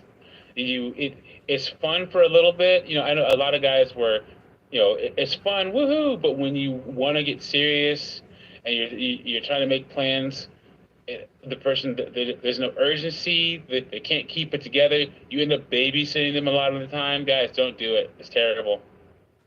Oh, yeah, I had to babysit my ex. Some nights she'd be drunk on the floor, like, almost incapacitated, and I'd be, like, taking care of her like a baby, like, literally picking her up, putting her over my shoulder, and putting her back in bed and making sure she's out. And I'd be like, yo, this is too much. You know, doing that odd weeks in a row after a while, you're like, yeah, no. So what's been the average, what's been your longest situationship? Probably, let's see, probably like 5 years. Is it still going? Yeah, like, okay, so I played, like, semi-pro hockey, so I would travel across the country, right? Mm-hmm. So there'd be women I'd meet, like, you know, in some towns, and, you know, you just go to a bar, you just meet them up for a night, and then you just, you know, anytime you're in town, you just hit them up. And it's like, okay. And I remember I was living in the town for about, like, 6 months, and, like, I didn't know she was married. Like, had no clue. Never had an inkling, right? Like, nothing ever heated off in my head, like, just ever, right? And I only found out because I moved to the town. And, like, I'd be like, yeah, come hang out with me here. And she'd be like, oh, I can't go there. And I'm like, why not? And then I kind of pieced it together after a while. Dang.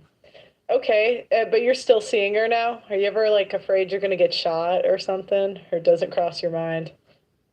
I mean, it's kind of a win-win. I'm gonna say that she is still married, but, like, this is even crazier. He knows about me and doesn't care. Is he doing his own thing too, or what? Bro, it's like a swinger weird. Type thing? It's kind of weird. It's kind of weird, honestly.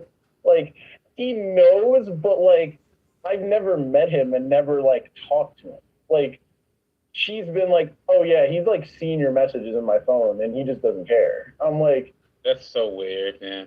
All right. I'm like, yo, I'm not trying to date you. You just like, throwing it back. That's all I think. Like, I have a very... Before you knew, would you have did you, like her before you knew? Like, did you ever think it could go somewhere or no? Okay, I have, me personally, because I've been with I don't say this to sound crazy, but I've been with, like, damn near hundreds of women. And I've like documented it with like an Excel spreadsheet. So like, yeah, no, me and my friends, we're pretty weird. We used to sit there in college and just, I don't know, we were dumb. We used to try to just get our numbers up and shit. And we had like an Excel spreadsheet that we put all the girls into. So we just kept track. So I just kept track after like years and, you know, but yeah, like it is kind of weird because I'm like, I would be mad if someone was seeing my girl, like even just talking to my girl, like I'd be mad about it. But I haven't dated someone that serious where I'm like, yeah, I would consider marrying you since that first girl I dated. What's been the average length of the situationships? Probably about a year to like 2 years. Yeah, I would say that's the average would have been told. And have you ever thought about promoting a situationship? Yeah. Oh yeah. Okay. And what stopped you? Did you do it? How did it turn out? Okay, I did it probably 2 times. Because I know I definitely did it once, and it was a good decision. Mm-hmm. But like, okay, so family is like very important to me. Like my family's huge. Like I come from a very big, like well-off family. So like, my thing is your family got to be like cool. And the one girl I was gonna like, because I'll say this, I'm African American and German, right? Mm-hmm. And the girl I was dating was Indian, and I'm just gonna be real. So some Indians can be very, very, very like non-apropos to that, Mm-hmm. and I knew that. And her dad wasn't, and her mom was. But then like her little brother was racist and like all this other stuff, and I was just like, I don't know, like if I could do this. But she was a great girl. Like, what did they say to you? Like, did they say something directly to you?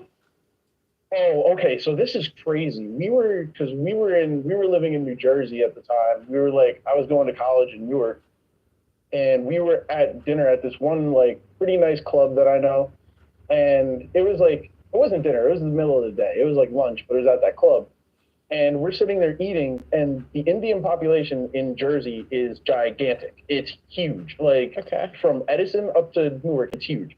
So she's pretty like well known in the Indian community because she does like a lot of charity work. She works a really well job, like very like public. So at the time, so a lot of people in the Indian community knew who she was. So we're sitting at lunch, and she gets a text message from her dad, like straight up says, "Why are you out to dinner with some N-word?" Right? And I was just like, what? That's crazy. And I was like looking around. Apparently there was someone that worked there at the restaurant that knew her dad and knew that she was there, saw her, and told her dad. So I had to sneak her home and like not get her caught. So yeah, that was one reason why that didn't like evolve. Because it was just like, yeah. Has there ever been a girl that's like she was on track to be in a relationship, but then she did something crazy? Not her parents or her family, but she did something? Oh yeah. There was another girl. She was like, in my mind, I thought was perfect. But then like we went to DC, like she paid for the trip to go to DC. Like we saw one of my like favorite like DJs in person. I had no idea. Like she surprised me with it, like paid for the whole trip and everything. So I'm sitting there like, okay, I like her family. I like her. She's a good girl. But I'm going to be real. We're in the hotel, I think the night after, like the night of like us going to the concert, and she leaves her phone, like she's really drunk. So she leaves her phone like on the counter and goes into the shower. And I'm going to be real. I just grabbed the motherfucker. I just grabbed it. And I was like, I just grabbed it. Because like for a couple of weeks, we were dating for like maybe like 4 months. But it was like, I had met her family. I had like really thought about it. And this was like after me being in like a lot of different situationships for like 5-6 years at that point. So I was like, okay, maybe I want to slow down, right? So I see that she's still texting her ex, and I had told her to dead that like maybe a month before. Like I told her, I am out. If I see one more thing with you talking, I'm out. And literally, she was drunk, so I did not bring it up in the moment. I waited till we were driving back from DC to New York, and I say something in the car. Oh my God, it was such an argument on the way back. But yeah, she was real close. Like I was legitimately thinking about marrying her until I saw that message, and then I was like, "Oh, I'm completely done." She fumbled. She can't even respect me enough to like not talk to this dude anymore. Like that's crazy. Have you noticed what % of women want commitment that you've been in situationships with? I think they all do. So you've had 100. You know what's interesting? I get guys that either say like none of them do or all of them do. Like that seems to be like I polled like guys on Twitter, like where I had them send me their stats, like what % want commitment. And like the most common thing is like 70 to 80% do or 70 to 80% don't. It's like one way or the other. Yeah, I can see that. Because like some girls, I know some girls don't want commitment. Like I could ask them 100 times. I know that some of them, I'm going to be real, some of them just like cheating. If I'm being honest, like, I don't know. Like, I hate saying that because I'm a very relationship. Like, I love like trying to have a relationship with a woman where I can have kids and actually trust her. But then it's like, I see the dark side of like psychologically how they act, and I'm like, yo, it's kind of hard to make that decision logically. Like once you open your mind to that, you're just like, because the only way to not lose that game is just to not play, dude. Honestly. Yeah. That's why I don't play any games anymore. I just tell them what I want, and if they don't want to do it, okay, I know where to put you now. Like, I can mess around with you and have fun with you and like go to the bar with you. You ain't gonna be my shorty. Like, I'm not gonna take you. Like, I would just never. Like, why? Like, you're not anything I want, and you're probably not gonna change into that. So. I'm gonna read some super chats. Digital Money Marcus. Being a jerk with Riz is the best way to keep a situationship going. No Riz, guys. Go find the married chicks on dating app and hold that over them.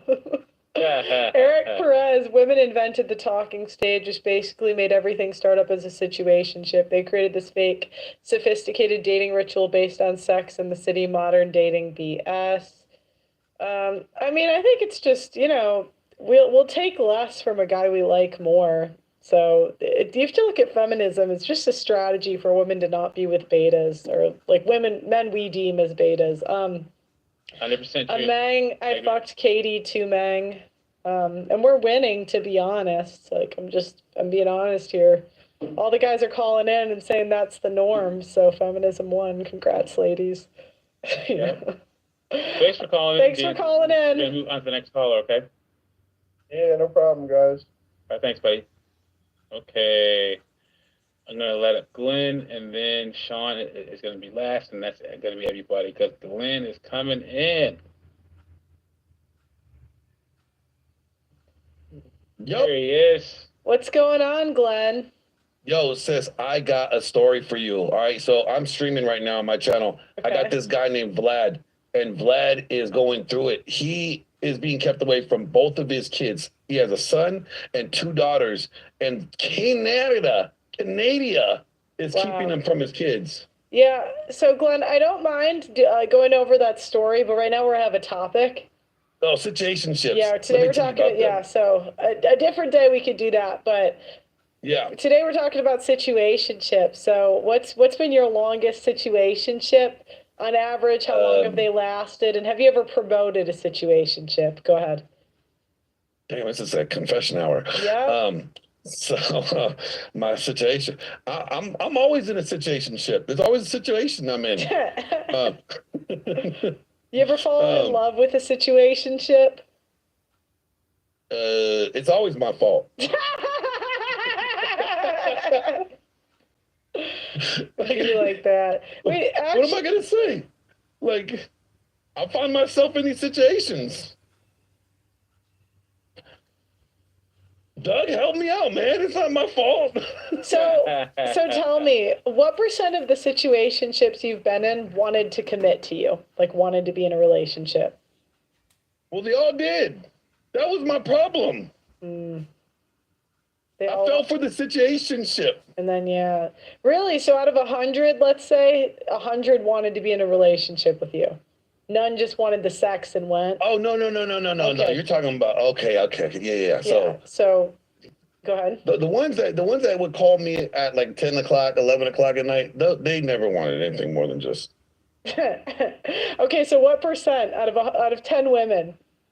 Oh, probably about like a quarter. A quarter, they just want the sex and to go.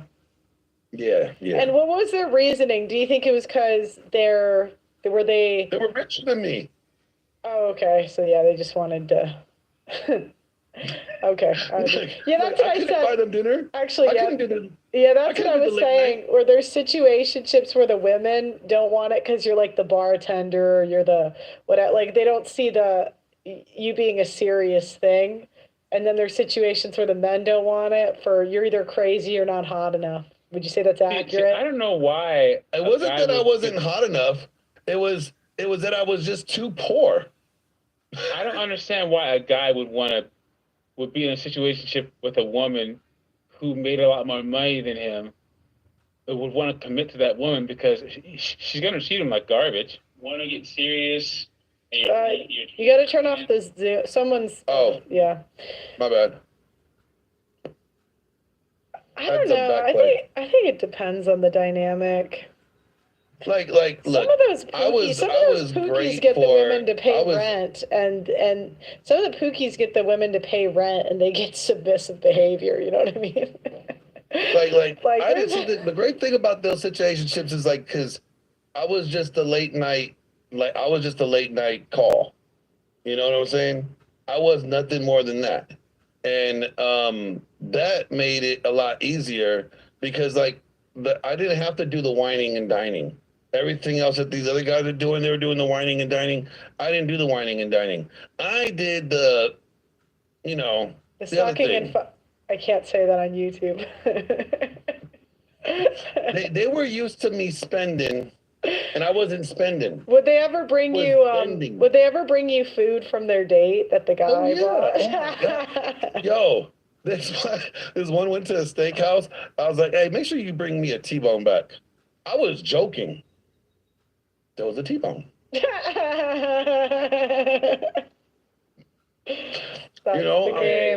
That's the game. How long do the situationships stick around till they realize you're not going to commit or they are done with the fun? Did you see a difference in how long the rich women would stick? 3 months. Okay. 3 months on average. Okay. What about the women that made more that just wanted you for fun? How long do they stick around? They wanted me to be like a little pet, like you know what I'm saying. Like they just want to be able to call me up and like, hey, come on over. Like this is not a fucking service, okay? I got a life, woman. Yeah, it's like treat me like a human being. Like I got feelings too. I'm not just a piece of meat. Was that tough for you being treated like a piece of meat? No, not at all. But still, Dagan Pierre, have you ever been in that role where you've been the piece of meat? Here we go, Mandingo.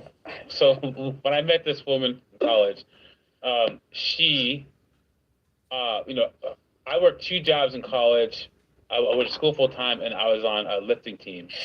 And this girl, she worked at a casino, and she worked at the high stakes blackjack room as a cocktail waitress. So she was like 25, and she had like a Benz and her own house and stuff like that. And I met her in college, and I'm like, why are you going to school? You make so much money at your job. She said, I hate my job because I have to walk around in this little outfit and all this whatever. So, and I was anyway, whatever. So I only saw her a couple of days out of the week because I had to work and go to school full time. And she literally said, look, I don't see you enough. I said, I know, but I have to go to work and I have to go to school. She said, quit your job and I'll pay your bills. Yo, you could have had it made. What did you do? Did you tell her no? I told her no. I'm not going to do that. No way. You would have been hired cock. Yeah, no thanks. No. I will never be a kept man. No. And she said that she said, I want to buy you a phone so you can have your phone, but you're going to have another phone. You're going to have the back call. And when the back phone rings, I'm going to be the only person with the number. So when I call it, you have to pick up. I was like, nope, sorry. Hey, did she have a Doug MPA signal she would like put out her window? That was the plan. That was the plan. You had to come in there like Blank Man. You remember Blank Man? I remember Blank Man, yep. But yeah, I had to say no. I said, nope, I'm not that guy. No. Oh, never man. be a kept man. No way. Hey, so bro, I'm gonna dip, but I'm gonna give this guy Vlad your email. You want to do the interview with him. Trust me. Okay. Trust me. All right. Thanks for calling in, Glenn. All right, you guys. Peace. We got Sean coming in. Is that Sean from overseas? I forgot what Asian country's in. That Sean or the other Sean? Hello? Can you guys hear me? Good job, Perla. Okay, go ahead, Pearl. It dropped you out for a second. Go ahead. Oh, what the heck? I asked what Sean is calling in. Oh, Eeyore Sean. Okay, cool. Hey, that's Hey, my spirit Sean. animal. Hey, Sean, welcome to the show. Hey, guys. So tell me about your situationships. Yeah, I mean, I had a situationship in college for about a few years, so freshman and sophomore year. And then my other situationships, the girls were like 22, 25, and then 31, 33. And they last about, I would say, on average, those ones lasted about 6 months post-college. Mm-hmm. So, I mean, that's kind of what I've seen. I would say age range-wise, girls are like 18 to like maybe 27 max. And then you start to see a break from like 28, 29, and then it starts up again in the 30s, like when they get a little bit more desperate. So, like, you know, I think you can kind of bucket them into age groups, if that makes sense. Like young girls, they're not looking to settle down, right? Like most of these girls are running through multiple dicks a year. Like they don't care unless they get like an unbelievable option in their mind that's worth settling down for. For the most part, they'd rather just chase fun and excitement with attractive guys, whatever excites their emotions, right? But like once they get to their late 20s, and I'm here in Texas, so things are a little bit more conservative. People usually tend to settle a little bit early relative to the rest of the nation. But if they get to their late 20s and they have any sexual capital, then like they usually start looking for more of a quote unquote reliable guy, someone who they know they can easily get commitment from. And, you know, you got about 6 months to make it official with them or they're going to bounce.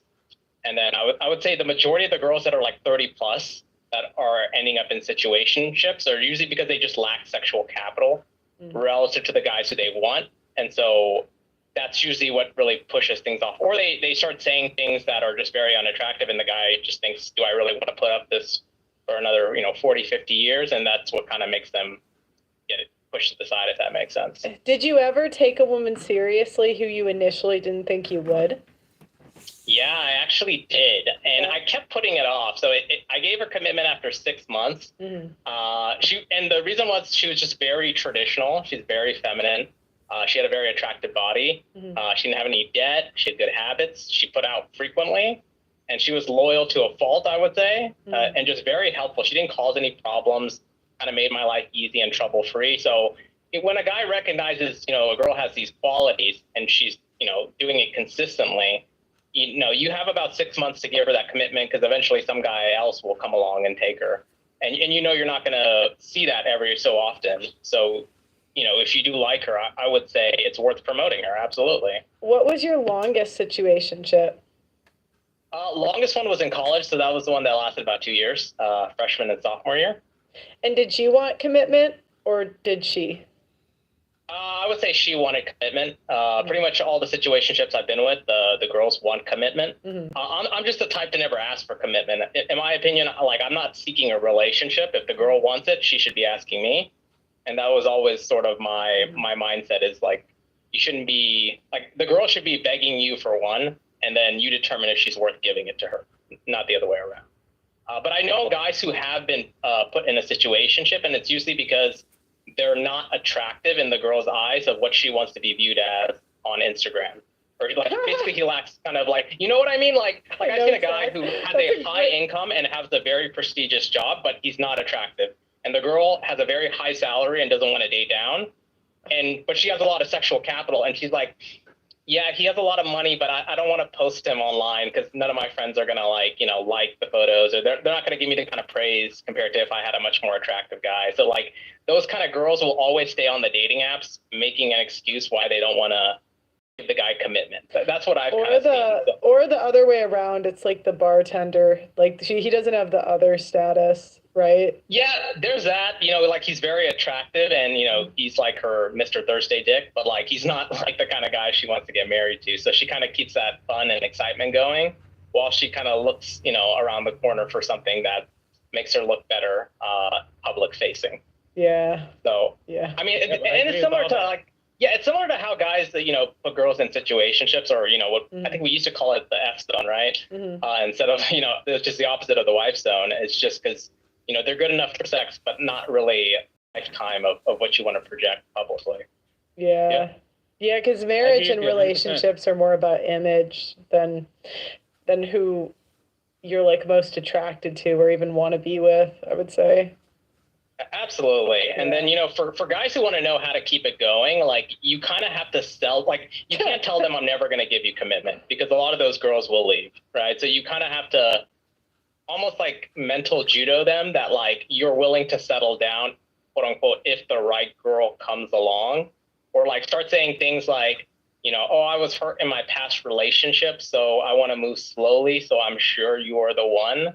But you got to convince them that, if they suck a little harder, if they gluck a little harder, you might just give them that relationship. So you got to sell them on that. And there are things you can say to kind of, stimulate their emotions, because it's all about exciting their emotions, right? So you got to be like, you can't say you're my girlfriend, but you got to say, who's my girl? And you got to get her to go along with it and be like, I am, right?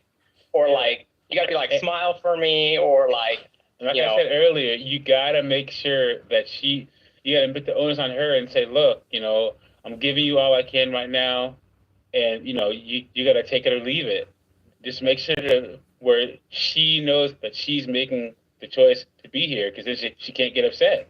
That's what I would do. But you also got to be like, I really care about you. Don't you care about me? Like, you kind of have to make them believe you really do want a relationship with them, and you're really all in without giving them that official title. So that way, like, you can just walk away and be like, I don't know this girl. You know what I mean? Okay. That's so funny. Well, thanks for calling in. Doug MPA, you got any other comments, questions? Always good talking to you, Sean. Have a good night, buddy. Absolutely. Thanks, guys. Thanks. That is everybody. All right. So my final thoughts are, this is the way forward. So ladies, if you want to be in a relationship in 2025, and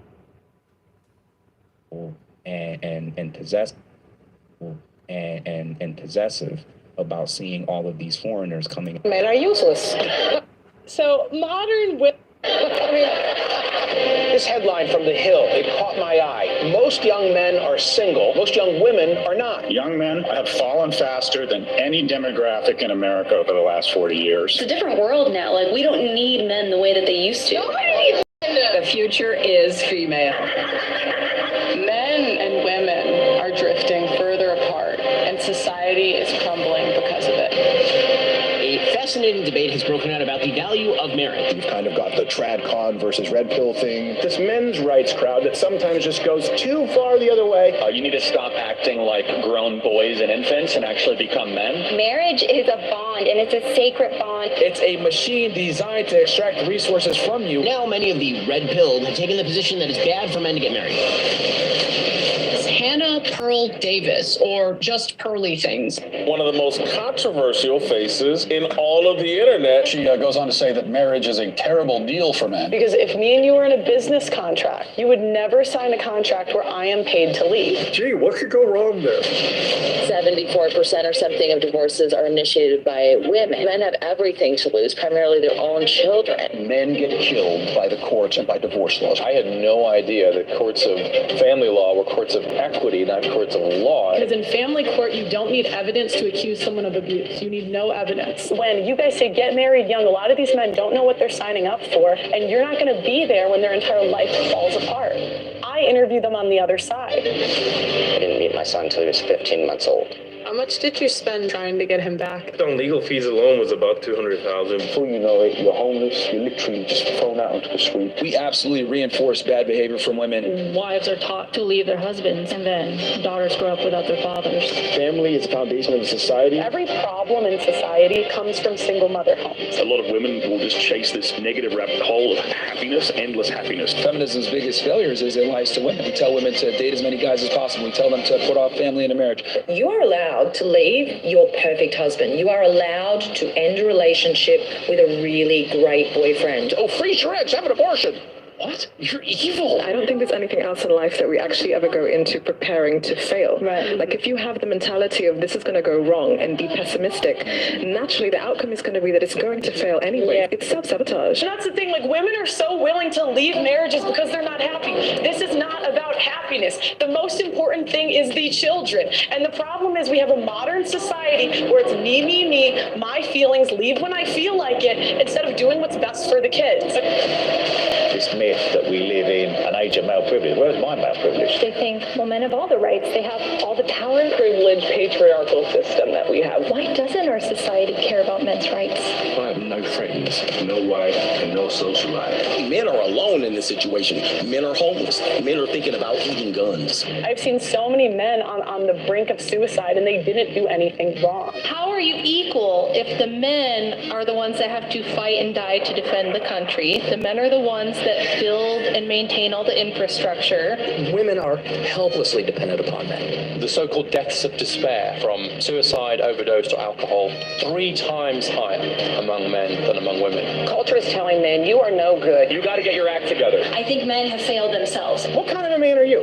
What kind of a woman are you going to attract? If men are in trouble, so are women. Everybody knows this is a huge problem, but nobody wants to admit it. Every single woman at the table said they wanted a man. 500K, 500K, 300K, 200K. Am I crazy? Everything is really set up against you to fail as a man. If men make less than women, women don't want to marry them. So you know who wants more economically and emotionally viable men?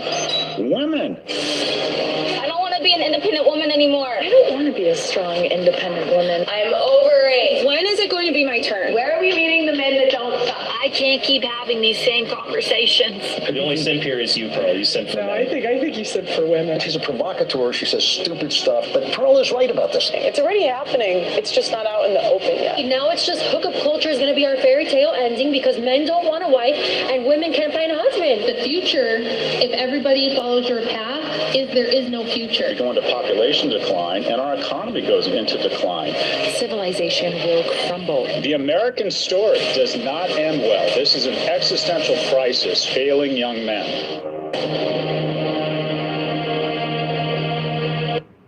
What is going on, everybody? Welcome to another episode of Pearl Daily. For those of you that don't know, that is our documentary trailer. So if you do want to donate, we are at, let me check, $31,967 raised. So we're trying to raise $100,000 to put together our divorce documentary. As you guys know, I have lost 3 Instagrams, 7 TikToks, and I got demonetized on YouTube last year, although I am back now. So we are raising money to finish the documentary. So if you want to donate, the link is in the description. All right, so today I have a special guest joining us for an episode of the Sit Down.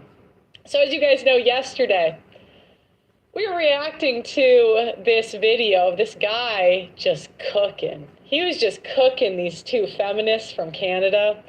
And I just thought, what better use of my time could it be to have him cook on an episode of The Sit Down. So welcome to the show, Jeff St. James. We are so happy to have you here. Thank you for welcoming me.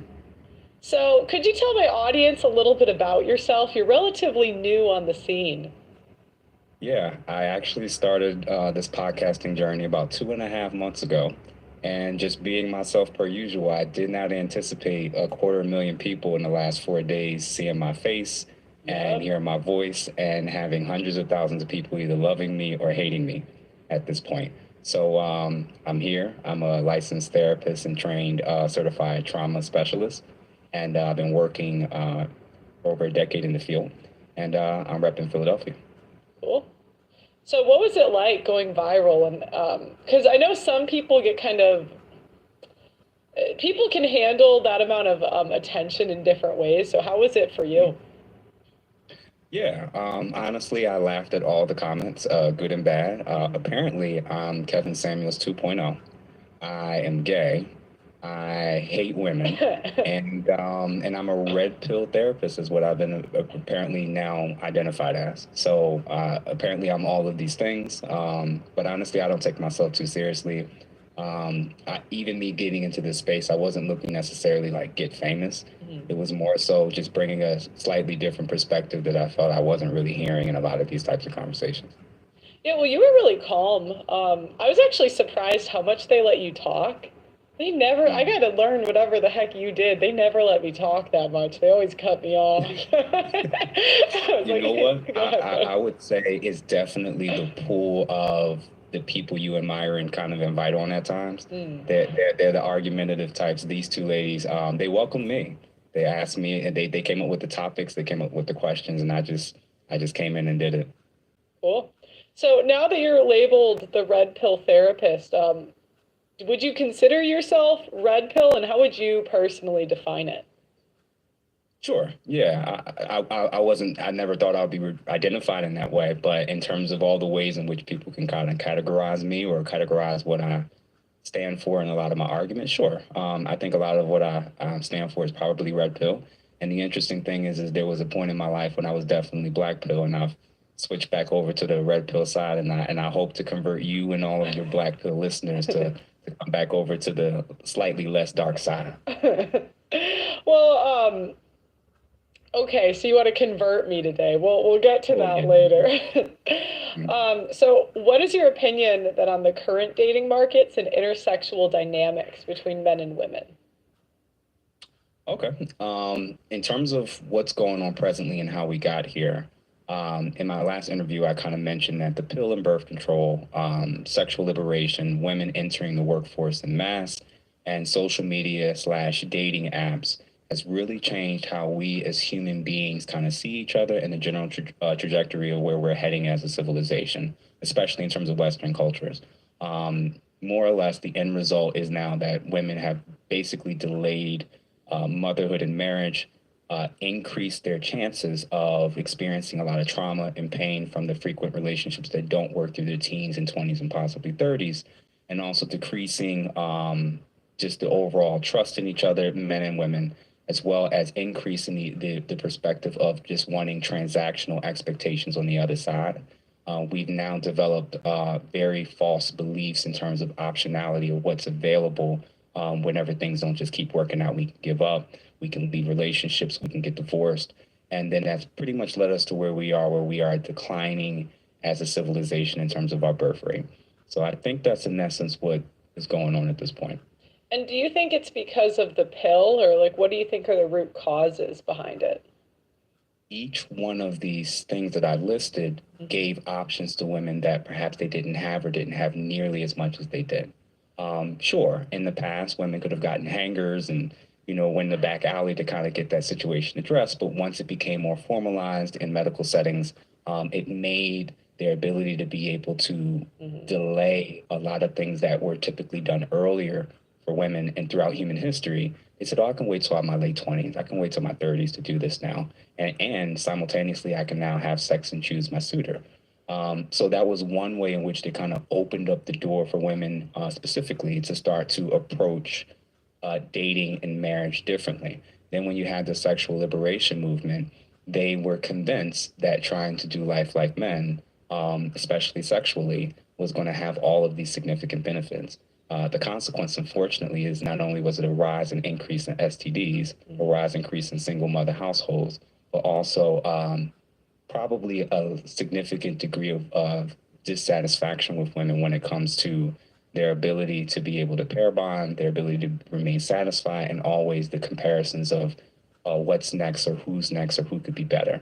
So yeah, I think that, you know, many of these, and then of course we can't forget the social media and dating apps. It's just it's convinced a generation of women, specifically in the West, that there's always a better alternative. There's always a best option.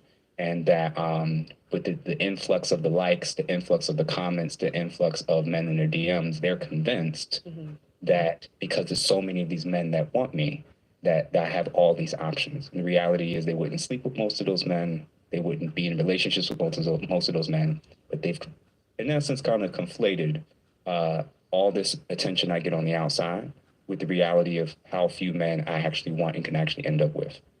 I think it almost reveals women don't like men as much as we originally thought. Would you agree with that, or do you disagree? This is a tough one. Because it's like the second you're like, do you want to kill their kids? They're like, yup. They're like, the second they're like, do you want to leave your husbands? They're like, yup. The second they're like, do you want to be moms? Do you guys want to wait? They're like, let me wait as long as possible. You know, they say like revealed preferences versus stated preferences.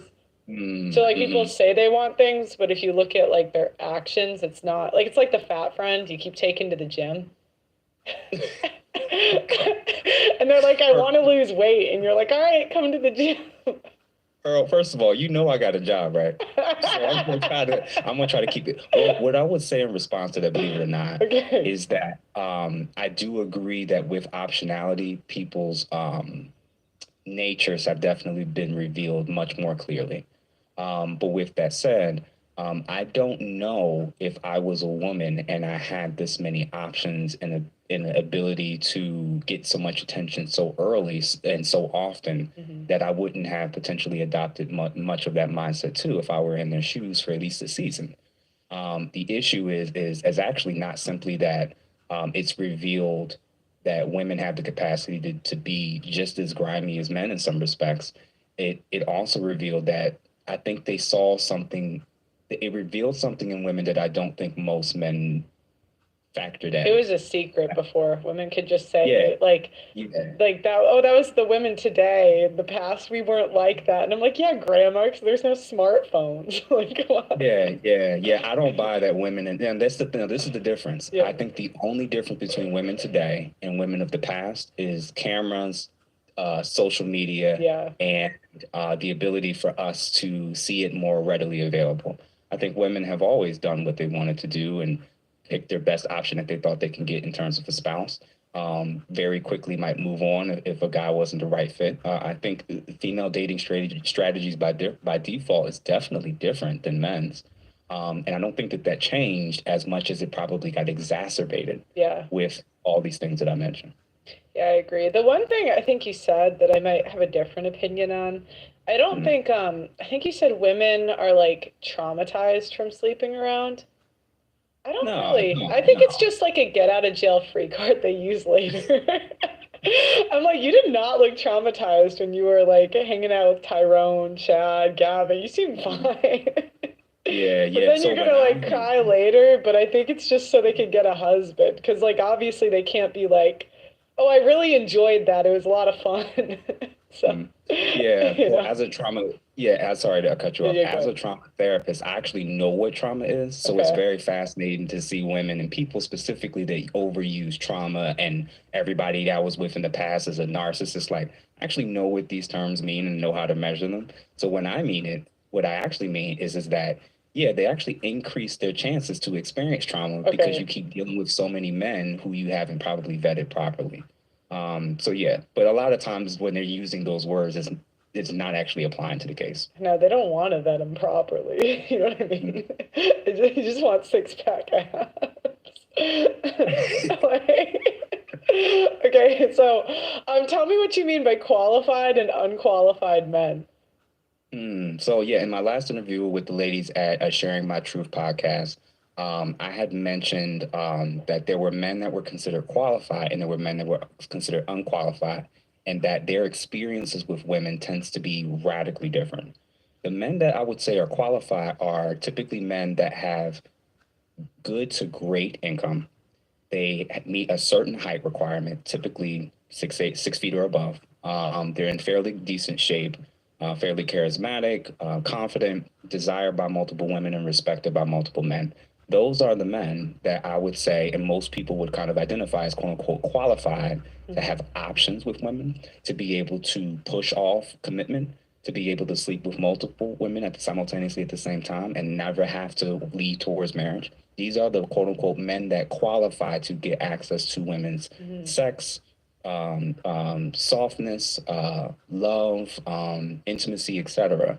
Whereas the men that are quote unquote unqualified, they're usually missing multiple of those check boxes, if not all of them. So, yeah, go ahead. Where would you put men, like, because there's certain men in just certain environments where they're broke, but they get a lot of women. Like, you know how it is, the salsa instructor, like the club promoter, you know what I mean? Where would you put them as qualified or unqualified if, like, they don't have the money, but they still get women? You know, the bartender in LA, they got all the actors. But yeah, sorry, go ahead. Yeah, for men that don't check off all the boxes, you typically have to be exceptional at least one or two. Okay. So the men that are unqualified are pretty much not doing anything in any of these areas significant to like kind of stand out. So for instance, the guy that's really, really tall and is like pretty charismatic and has nothing else of the things I kind of listed, he'll do well because he's exceptionally tall and he knows he's a good talker, right? So we see it. Whereas the guys who can't talk to women, the guys who are not that tall, the guys that don't make any money, the more it gets to a point where she either friend zones you or doesn't even acknowledge you. Yeah. You ever meet a guy that gets girls to pay his rent? I've seen that. Oh, I'm jealous of them guys, man. Jealous of them guys. Can you talk more about attraction triggers and define what they are? Yeah, so they're different, obviously on an individual by individual level, but the things that I just listed are typically from the female perspective, the female side, typically some of the key cues that they're looking for. So from an attraction trigger perspective, women typically don't want to get with the guy that they can't sense that other women also think is attractive.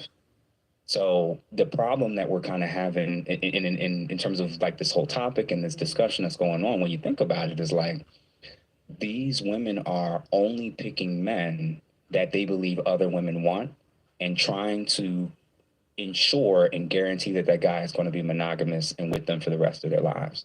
So their attraction triggers are putting them in a small pool, dealing with a small pool of men that they're often being disappointed with as a result. Whereas on the flip side with men, many of their attraction triggers, a lot of women confuse that because they assume that they would be the same. Oh, I make so much money. I make this much money. I have this degree. I got my car. I got this. I got that. None of those things apply to men, especially men that have those things. So men, many of our attraction triggers are softness, femininity, nurturing, the desire to potentially start a family, a willingness to be able to listen and learn from him and not feel like she has to constantly lead or dominate. Those are a lot of the things that men are typically looking for, and particularly attracted to. So for whatever reason, it seems like a lot of men aren't checking off the boxes in terms of attraction triggers that women are typically looking for. And unfortunately in the West, that's probably true to an extent because a lot of the women, unfortunately, in this country and in Canada and in UK and in Australia and other Western countries, they don't desire the need to develop those things that men are attracted to. They just project what they want onto the man and expect him to expect the same from them. You know what's interesting? Because I've interviewed 1,000 women on my show, and the women that I met that I would say had the highest femininity, there's always like a reason. There's always a but. Like it was very necessary. Like they either highly struggled with weight or had children. So it seemed like it was kind of made out of like necessity. And I was in London, so I was interviewing women from all over the world. But I would find if there was ever like really, really high femininity, there would always be a catch. Is that what you've seen? Is that what you've seen? Man. Or maybe you've seen other things. It's a mix. It's a mix. So sometimes it's actually because of religious upbringing and them being very sheltered and still sheltered. Because typically, and you'll see it, and you've probably talked about it on your show, there's definitely instances where they had a great father that was very caring and very protective and, before you knew it, They ended up, going to college, and all of that went out the window, right? So yeah, sometimes life humbles them. Sometimes it's because of their background and what they're still remaining in. I definitely agree that it's rarer to find in Western countries for sure. But I've also experienced women who tend to stay to themselves and are not really in the mix. And I don't want to say that they're female loners, but they normally won't catch the eye of most men unless they just happen to be in the same proximity. Yeah. Of the men that you said are like able to cheat, in your experience, what percent do? So not what you've read, not what you've seen online, like in your personal, what you've seen in real life. If I had to put a genuine, true number on it, I would think 30 to 40% of men probably have cheated. And this is going to be one of the first shocking things I'm going to say on your show. I think women cheat far more. Oh, yeah. Far more. They're better cheaters. They're more secretive about it. They don't get the same punishments for doing it like men will. So, yeah. And even when they do cheat and they admit it to each other, they don't view their cheating the same way they view men's cheating. So this is why they can still remain friends with homegirls that they knew were doing all this stuff on the side. Whereas for a man to do it, they had to destroy his entire life and character and legacy as a result. So yeah, and this is the other thing. When you're a guy that other women, when you're younger, older, that's pretty attractive enough to kind of be around women enough, you'll be the guy that they're cheating with. And you'll start to be like, oh my gosh, like this, how common is this? And you always feel bad, and you're like, man, I hope I'm never that guy. And you learn like these guys will never know. A lot of these guys would never, ever, ever know. So I absolutely think that probably 30 to 40% of men cheat or have cheated. And I think that number is probably 50 to 60% of women. And I'm honestly probably being conservative when I say that. Yeah, and that doesn't include like messages and like I'm assuming you're just limiting it to physical cheating, right?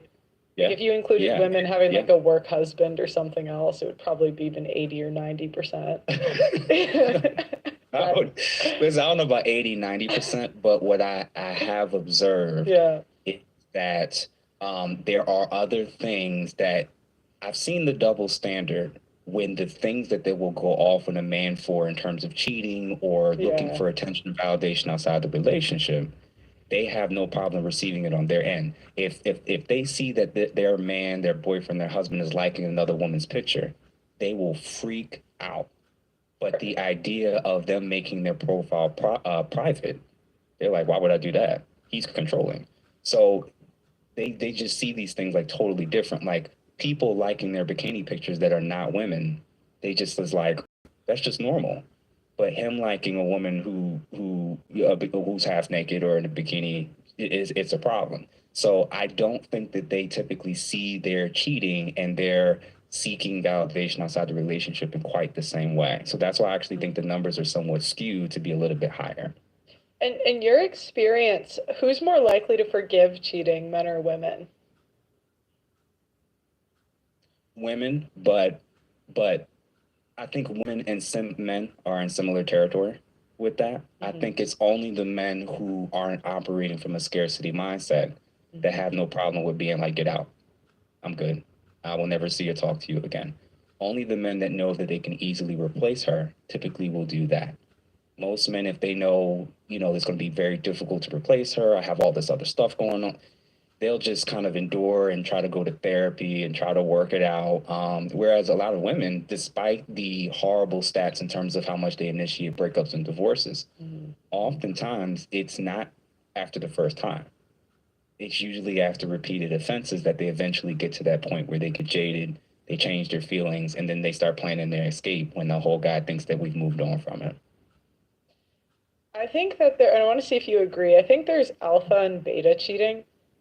There's women that get cheated on by guys with options, and they'll usually stick it out, but there's nothing worse than a woman getting cheated on by a guy who she thinks can't. Those are like the biggest crash outs I've seen. And I want to know if you agree or disagree. I never described it or conceptualized it in that way. But now that I think about it, it does make sense that there seems to. Why is it that so many of her exes that are the cheaters and the abusers, she'll go through all this stuff with these guys, and then it's the guy that's the good guy, one infraction, and he's gone. She's done. Yes. So there, yeah, I didn't describe it in that way. I think I'm gonna steal that from her. It's like Jeff Bezos' wife, like, cause she, like, obviously, you know, when they got together, he was like the nerdy kid, you know, and now he's cheating. She's like, no, because she doesn't see who he is now. Like, she doesn't see who he is now. Like, she sees, she still sees the guy she like started with. I don't know. If that's, Is the woman he's with now, is that his current, is that his first wife or is this his second wife? No, this is the second. He cheated on his first wife with her.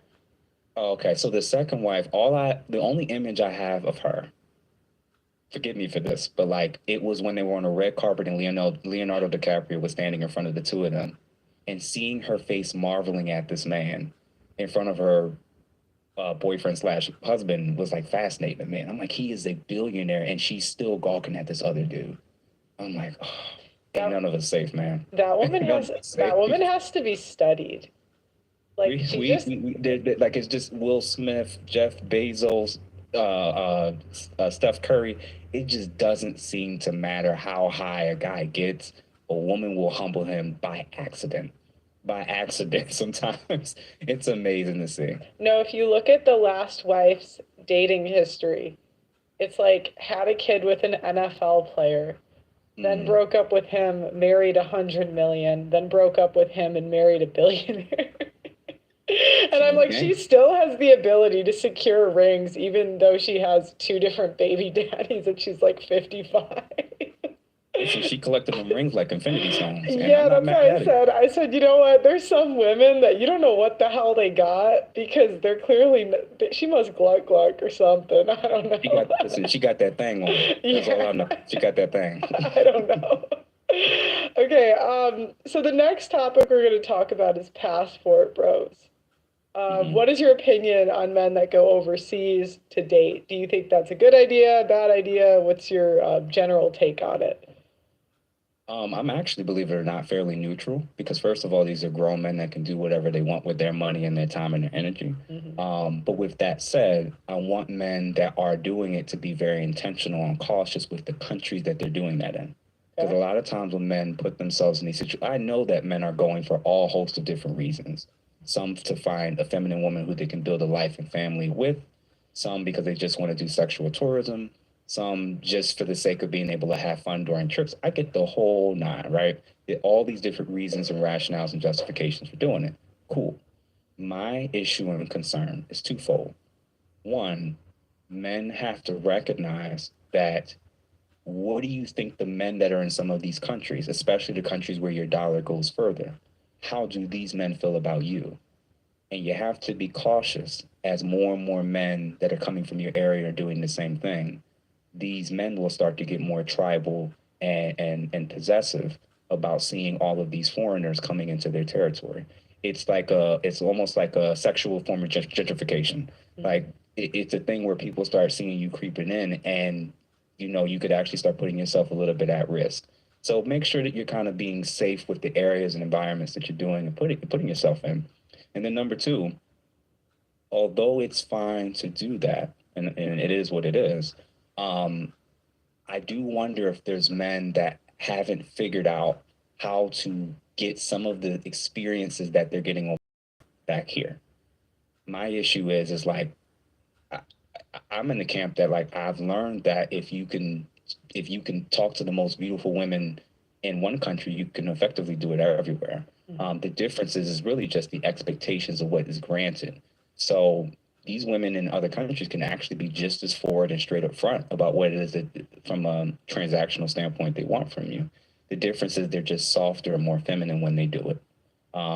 They still want something from you. They're not just having sex with you guys for free. They're not like, oh, he's American, cool, let you smash. It's really about like, you're still paying in some way, shape, or form. I'm not going to use Myron's quote of the whole was that all women are gold diggers necessarily, but 99% of them don't want you to come with nothing to the table when you're approaching them. So if you're going to do that abroad, be safe about it, be smart about it, and do you. Could you argue, and this is a thought I'm playing with, when women are the most valuable, they almost gold dig the least? Because that's when women will sleep with like anybody when they're young, like the bartender. It's like when we get older, then we have like money standards. But like what 18-year-old really, I don't see them gold digging as much. Or do you see something different? No. And this is kind of relates to like Rollo and other podcasts, the Manosphere, Mountaintop perspective of like women don't typically truly understand what a decline from the mountaintop, where on the mountaintop they start at the top. 18 years old, men their age, men in their 20s, men in their 30s, and potentially men in their 40s are all of a sudden checking for her. She didn't have to do anything to earn it. She's just now seen as valuable. She could, depending on how beautiful she is, she could get access to athletes, doctors, lawyers, celebrity men. Really wealthy people, and she didn't have to do anything to accomplish it. And when you're born into something like that, and it's reinforced for your first 10 to 12 years worth of adulthood, I'm not shocked that many of them struggle with not seeing. It takes them a while to realize like I'm not getting as much attention as I used to. And as I'm getting older, many of the men that are younger than me, I don't want. And many of the men that are my age are starting not to check for me. It takes them a while for it to really, really click and hit in. And usually it's when men stop offering drinks as much, when they stop approaching them as much. And probably, I know the telltale sign when they are in a room and a younger, more fit, beautiful woman walks in the room and she no longer exists to the other men in the room. That is usually when it starts to hit them. Yeah, I agree. So tell me the story of your dating apps in Atlanta and Chicago and how many likes you got. And what does that story tell us about modern society? So this story I have, I don't know why it's blowing up so much, but back in 2020, I was on a couple of dating apps. I was on Bumble, which is how I ended up meeting my wife. But at the time, I think we were only 2 weeks into knowing each other. I still had BLK, which is a black dating app, up on my phone as well. And early 2020, I had to do a layover flight to Chicago. And I had to fly to Atlanta, sat in the airport for 2 hours, and then, ended up in Chicago and got off the plane. And so this was only about 2.5 hours of downtime. And when I got in the car, I turned my phone on and I actually checked the app. And the app, I forgot, was on and it was going by my geolocation. And when I opened up my phone and opened up that app, after 2 hours in Atlanta and about 20 to 30 minutes in Chicago, I had about 72 to 74 women that had initiated and matched up with me from those two cities. Wow. Within 2.5 hours, almost 75 women. And that is a reflection of two things. One, the market is skewed for men that meet and check off certain requirements. If a lot of women think that you're fairly educated, if you carry yourself a certain way, if you know how to dress your profile up a certain way, and if they can glean what you say you do for a living and potentially how much you make, if you land in a city, God forbid if you stay in the city, you have a massive advantage over 80+% of the men that's already there. So just landing in the airports, not even walking around, I had almost 80 women within a 2.5 hour time span. Now, mind you, I'm not a celebrity. I'm not a model. I'm not rich or even super rich. And if those are my numbers, can you imagine the guys that actually live there? The guys who are wealthy, the guys who are athletes? It's probably in the thousands. And the reason why that story is so interesting is because as women become more selective and believe that their optionality is unlimited of all the options and choices I have, they don't really realize that when you're not your best version of yourself, the guy who gets that type of attention doesn't have to tolerate it, doesn't have to commit, and will very quickly replace you with no hesitation or trouble. And they don't realize that often until it's too late, when they're at a space and point where they're going to have much more difficulty having children, not having access to the same men that they may have had before. And worse, they may be in a position where for the first time they have to reevaluate, if I am going to get married, if I am going to settle down, it has to be with a man that wasn't my first, second, or third choice. And how did your matches compare? Because I think Tinder's been in the market for 10 years now. So how did your matches compare from like today, or then when you said you were 30, to like when you were 20? Or would that have been before? Were you on the apps before that? No, I had come out of a previous relationship before that. So I had gotten married around 25, gotten divorced around 29, and 30, I'm back out there in the streets. And, I hadn't been on dating apps before that. So this was my first time really trying dating apps, and I'm 30 by this point, and I was like, whoa, I didn't realize it was this easy. It was a lot. But what I didn't realize is that my experience wasn't every man's experience. I learned that over time with observation, that some guys got way crazier numbers than me.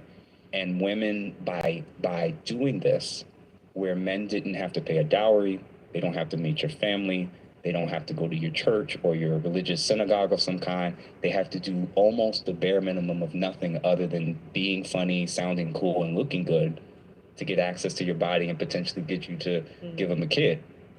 They created a market, probably unknowingly, where men that can do that are now, men that look like me, are now having body counts, and men that look way better than me are now having body counts that's rivaling kings during medieval time. Yeah. And you're expecting those men, all of those men that you want, to want to be not only with you, but only you for the rest of your life and theirs. Interesting. And so what was that like for you? Because I'm sure getting out of and I don't know, I'm not going to put words in your mouth, so I'm not going to say this was your experience, but I know it's common for men to be taken for granted in their marriages. And so I always wonder what it's like to like almost beg, or like, not, maybe I don't want to say that, but like be in a position where you're trying to work it out with a woman that doesn't appreciate you, to going to the streets and it's like all these women are ready to go. I don't know if that was your experience, so you can correct me, but I'm curious what that would be like. Yeah. I honestly genuinely look at it through the lens of, and to protect her and how that past went. I look at the past so much in terms of my fault, my role, and how things unfolded.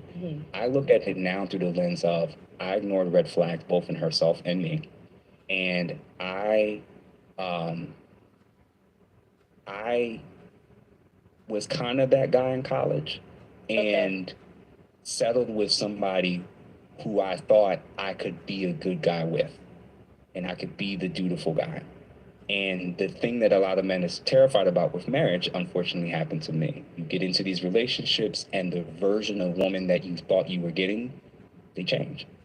And, before you know it, I had the experience that a lot of men unfortunately ended up experiencing, which is the loneliest I ever felt in my life was when I was married. And was it like a weight off your shoulders when you got divorced? Like, did you feel free? Yeah. Oh, God.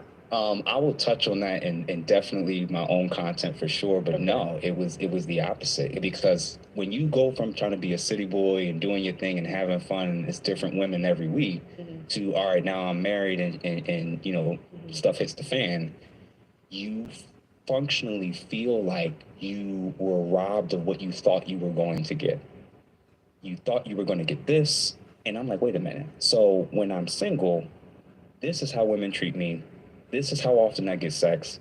This is how nice they are to me and how flirty. Like, I'm getting all these great things that comes when I'm single.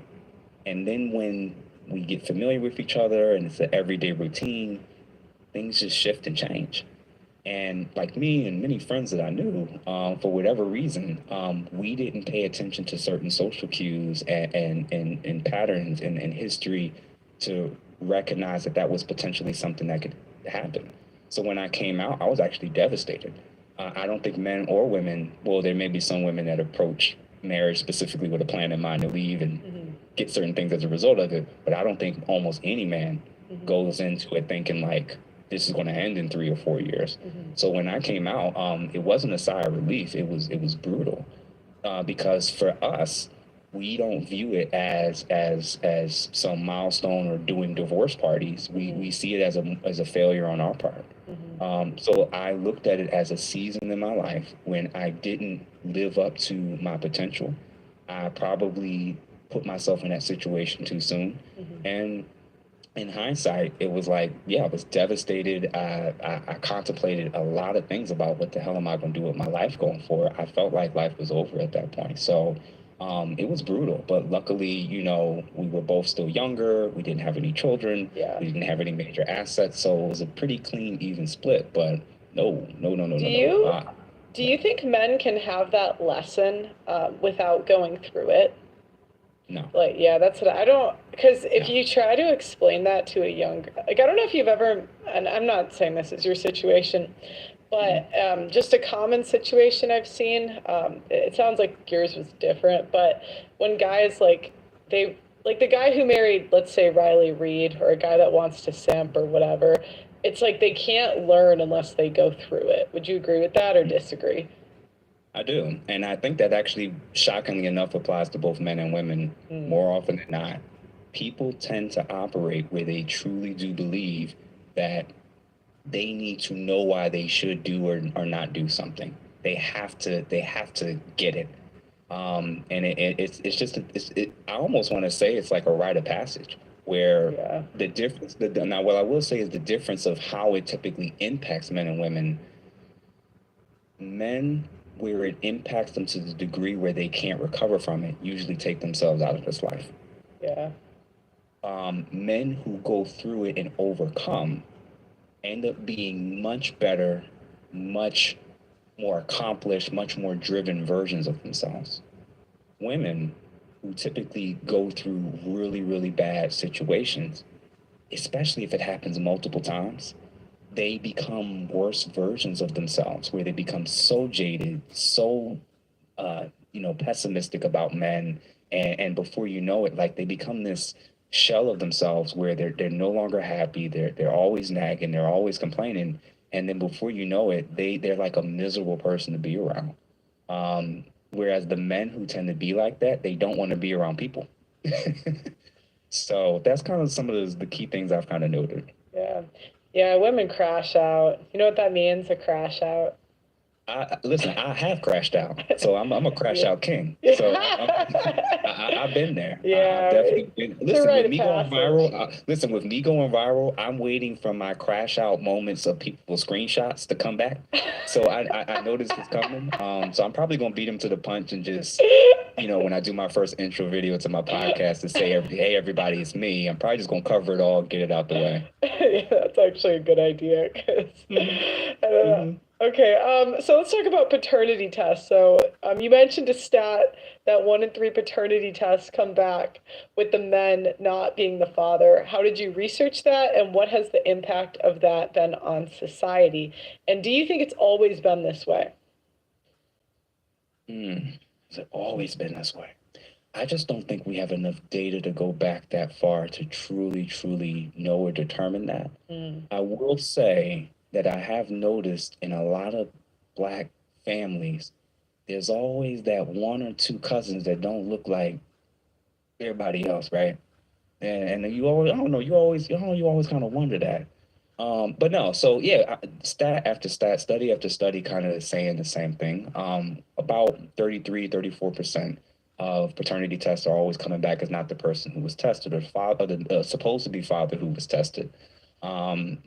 If that's the numbers because of who's been tested, can you imagine what the numbers and percentages would be if all women were tested and paternity tests were mandatory? I'd envision it maybe. So this is why I said what I said about cheating being so high.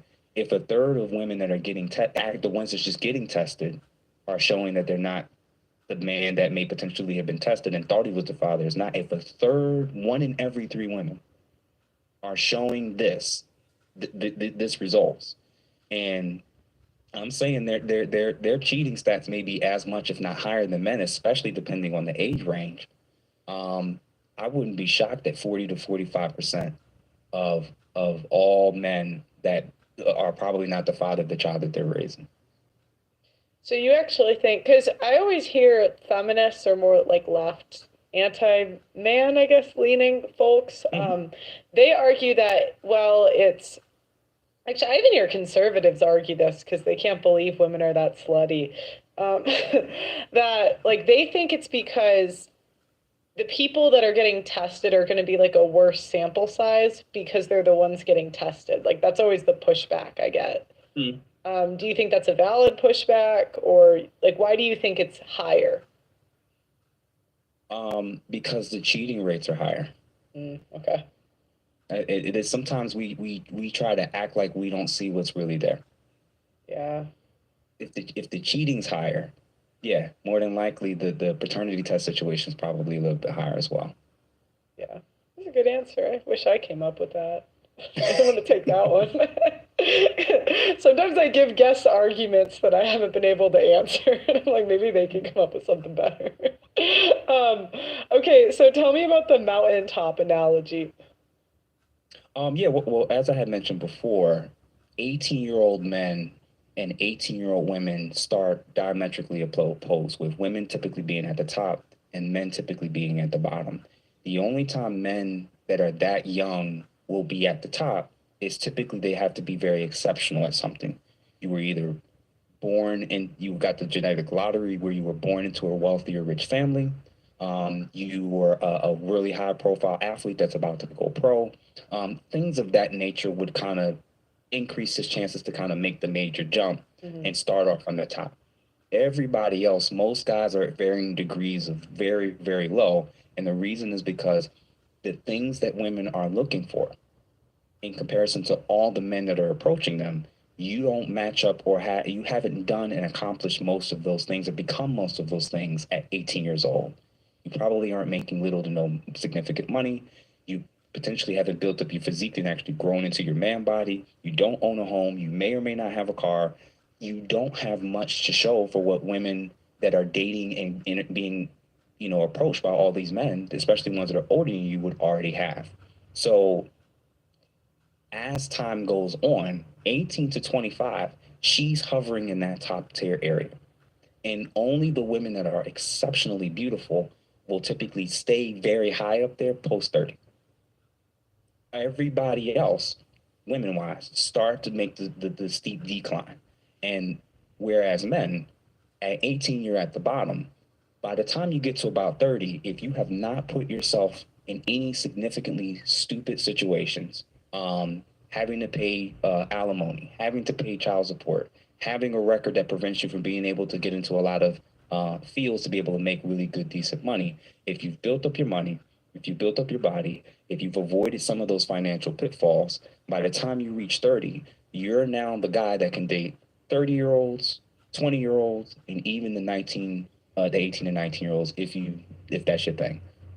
So over time, we get to a point right around 30 where now I think for a lot of women, because they're so used to being up there, they assume that the guy that's 30 that now checks off all those boxes, him and her are now equals. No, you're not. He's up here. He now sees you as middle tier or down here. If he's up here, he's comparing you to all the women that look like you, all the women that are your age at 30, and all the women that are a little bit older and a little bit younger, but potentially have had less negative experiences and more positive attitudes towards men. So for whatever reason, men don't know that their value tends to mature later on, and women lose sight of what they're being valued for until it's often too late. I almost think it's sooner these days than 30. Like, no, I'm serious. I'm like looking at Gen Z. They're like tatted up and fat. I'm like, this is. Yeah. Well, I have a little sister. She was tatted up by like 22. I'm like, why would you do that? And it's like, but it's so common in their age group. Like, they all do it. Yeah. Now, the thing that the women who, in terms of this mountaintop analogy, because many of them aren't truly aware of what men use as distinguishing tools to kind of discern between the woman I'm going to have fun with, recreational sex with and the woman I'm probably going to take seriously, they don't know that overt sexuality is one of the worst things you can do to prevent men from wanting to see you in wife material. There is a reason why men are not lining up at the strip clubs with engagement rings saying, I'm ready to find my wife in here. Like, we're going for entertainment. We're going to have fun. We're not going in there because we're looking for our long-term, lifelong partner. But you're doing and acting and displaying all the same things we're seeing in those settings. And then you're shocked when that decreases the pool of men that would be willing to see you differently. So the women that are doing OnlyFans, they're not factoring this part in, that the men that typically are going to be okay with that are the men that most other men don't respect and most other women don't want. Now, you can get the simp that got the money. You say, well, I got the lifestyle. I tricked him into marrying me and he still lets me do what I want. That's cool. But we all know that you're with a loser. We know it. We get it. And nobody would trade places with you, regardless of how much he got going on. So when you do these type of things that kind of harms you, before you know it, men are not only not seeing you on a pedestal, they're not even seeing you at their level, especially if he's done well over the from 18 to 30, 12-year run. So a lot of times they don't realize, I've gone through it where when I was younger, I would try to shoot my shot and try to, chase after certain women or whatever. And then when I got to that 30-ish, 29, 30-ish range, I started seeing the woman that I was so sprung for when I was younger. I now don't see them the same way. The thing where I would tolerate the bad attitude, the inconsistency, the flightiness, the ghosting and all of that. Now that I'm older and making a little bit more money and having more options and traveling, you think I'm gonna tolerate that? You think I'm even gonna respond back to you? And they don't know that when that switch happens, that whole saying of, if she didn't accept you in her prime, don't marry her in her decline. That's a real thing that men who start to level up will absolutely embrace without anybody having to teach or tell them that. So for a lot of ladies, it's highly, highly important for them to try to take advantage of, like you said, when you're your youngest, most fertile, most desired self, be smarter and get out the game as soon as you can. The strip club is almost better than church these days. Oh my girl!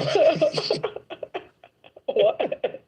Listen, I'm dead serious. All I'm gonna say is King of Diamonds in Atlanta got the best chicken wings and they got great brunch on Sundays, okay?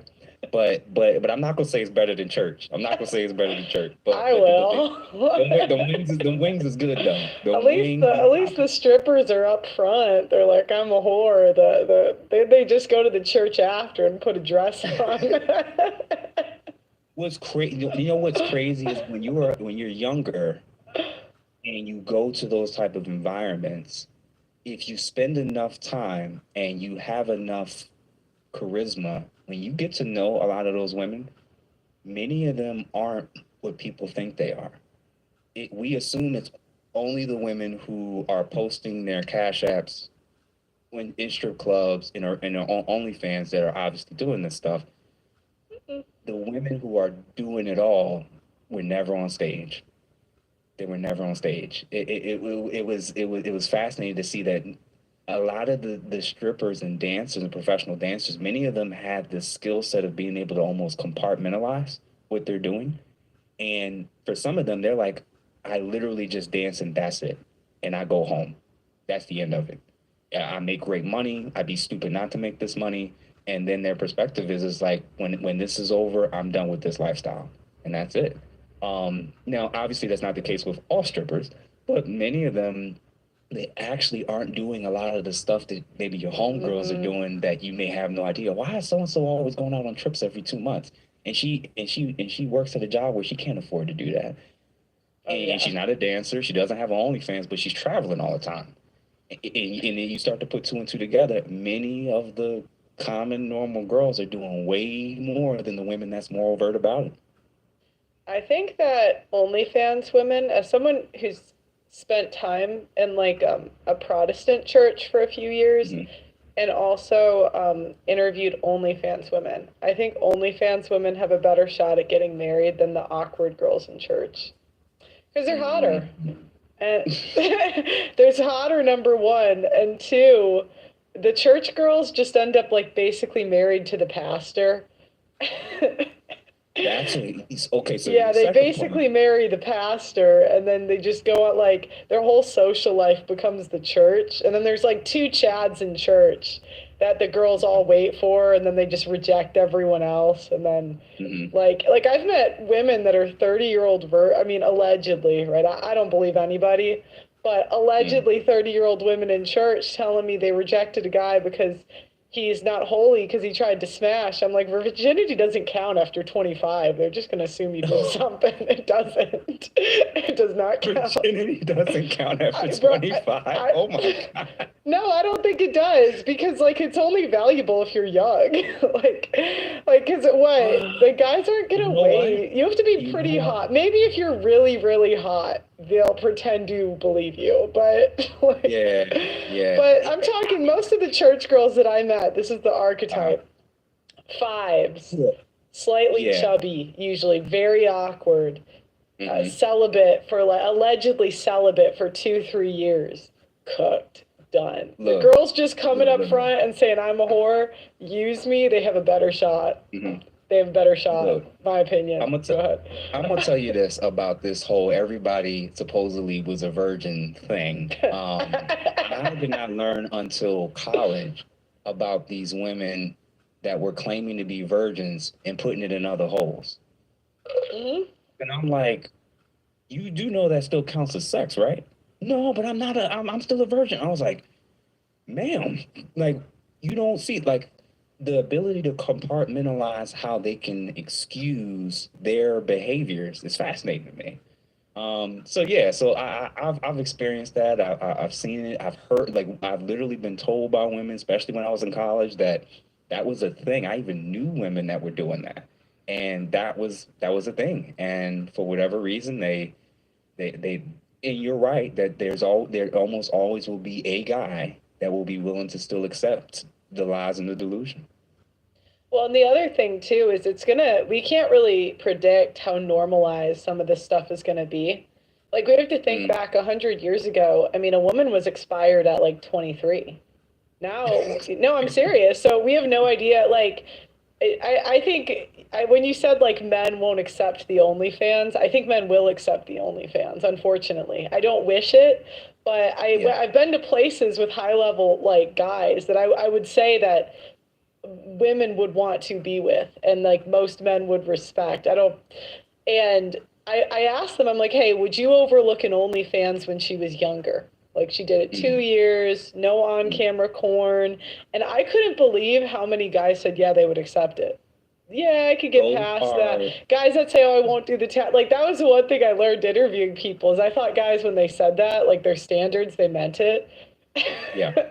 And then I would look and I'm like, I knew your girlfriend before she met you, and she was not the things you were saying. You know what I mean? So I'm a little bit more black-pilled. I think like, I think you're going to see a lot of like guys end up accepting OnlyFans, unfortunately. But and it's partially because women are so fat, because they're like, you know what, if I have to deal with it.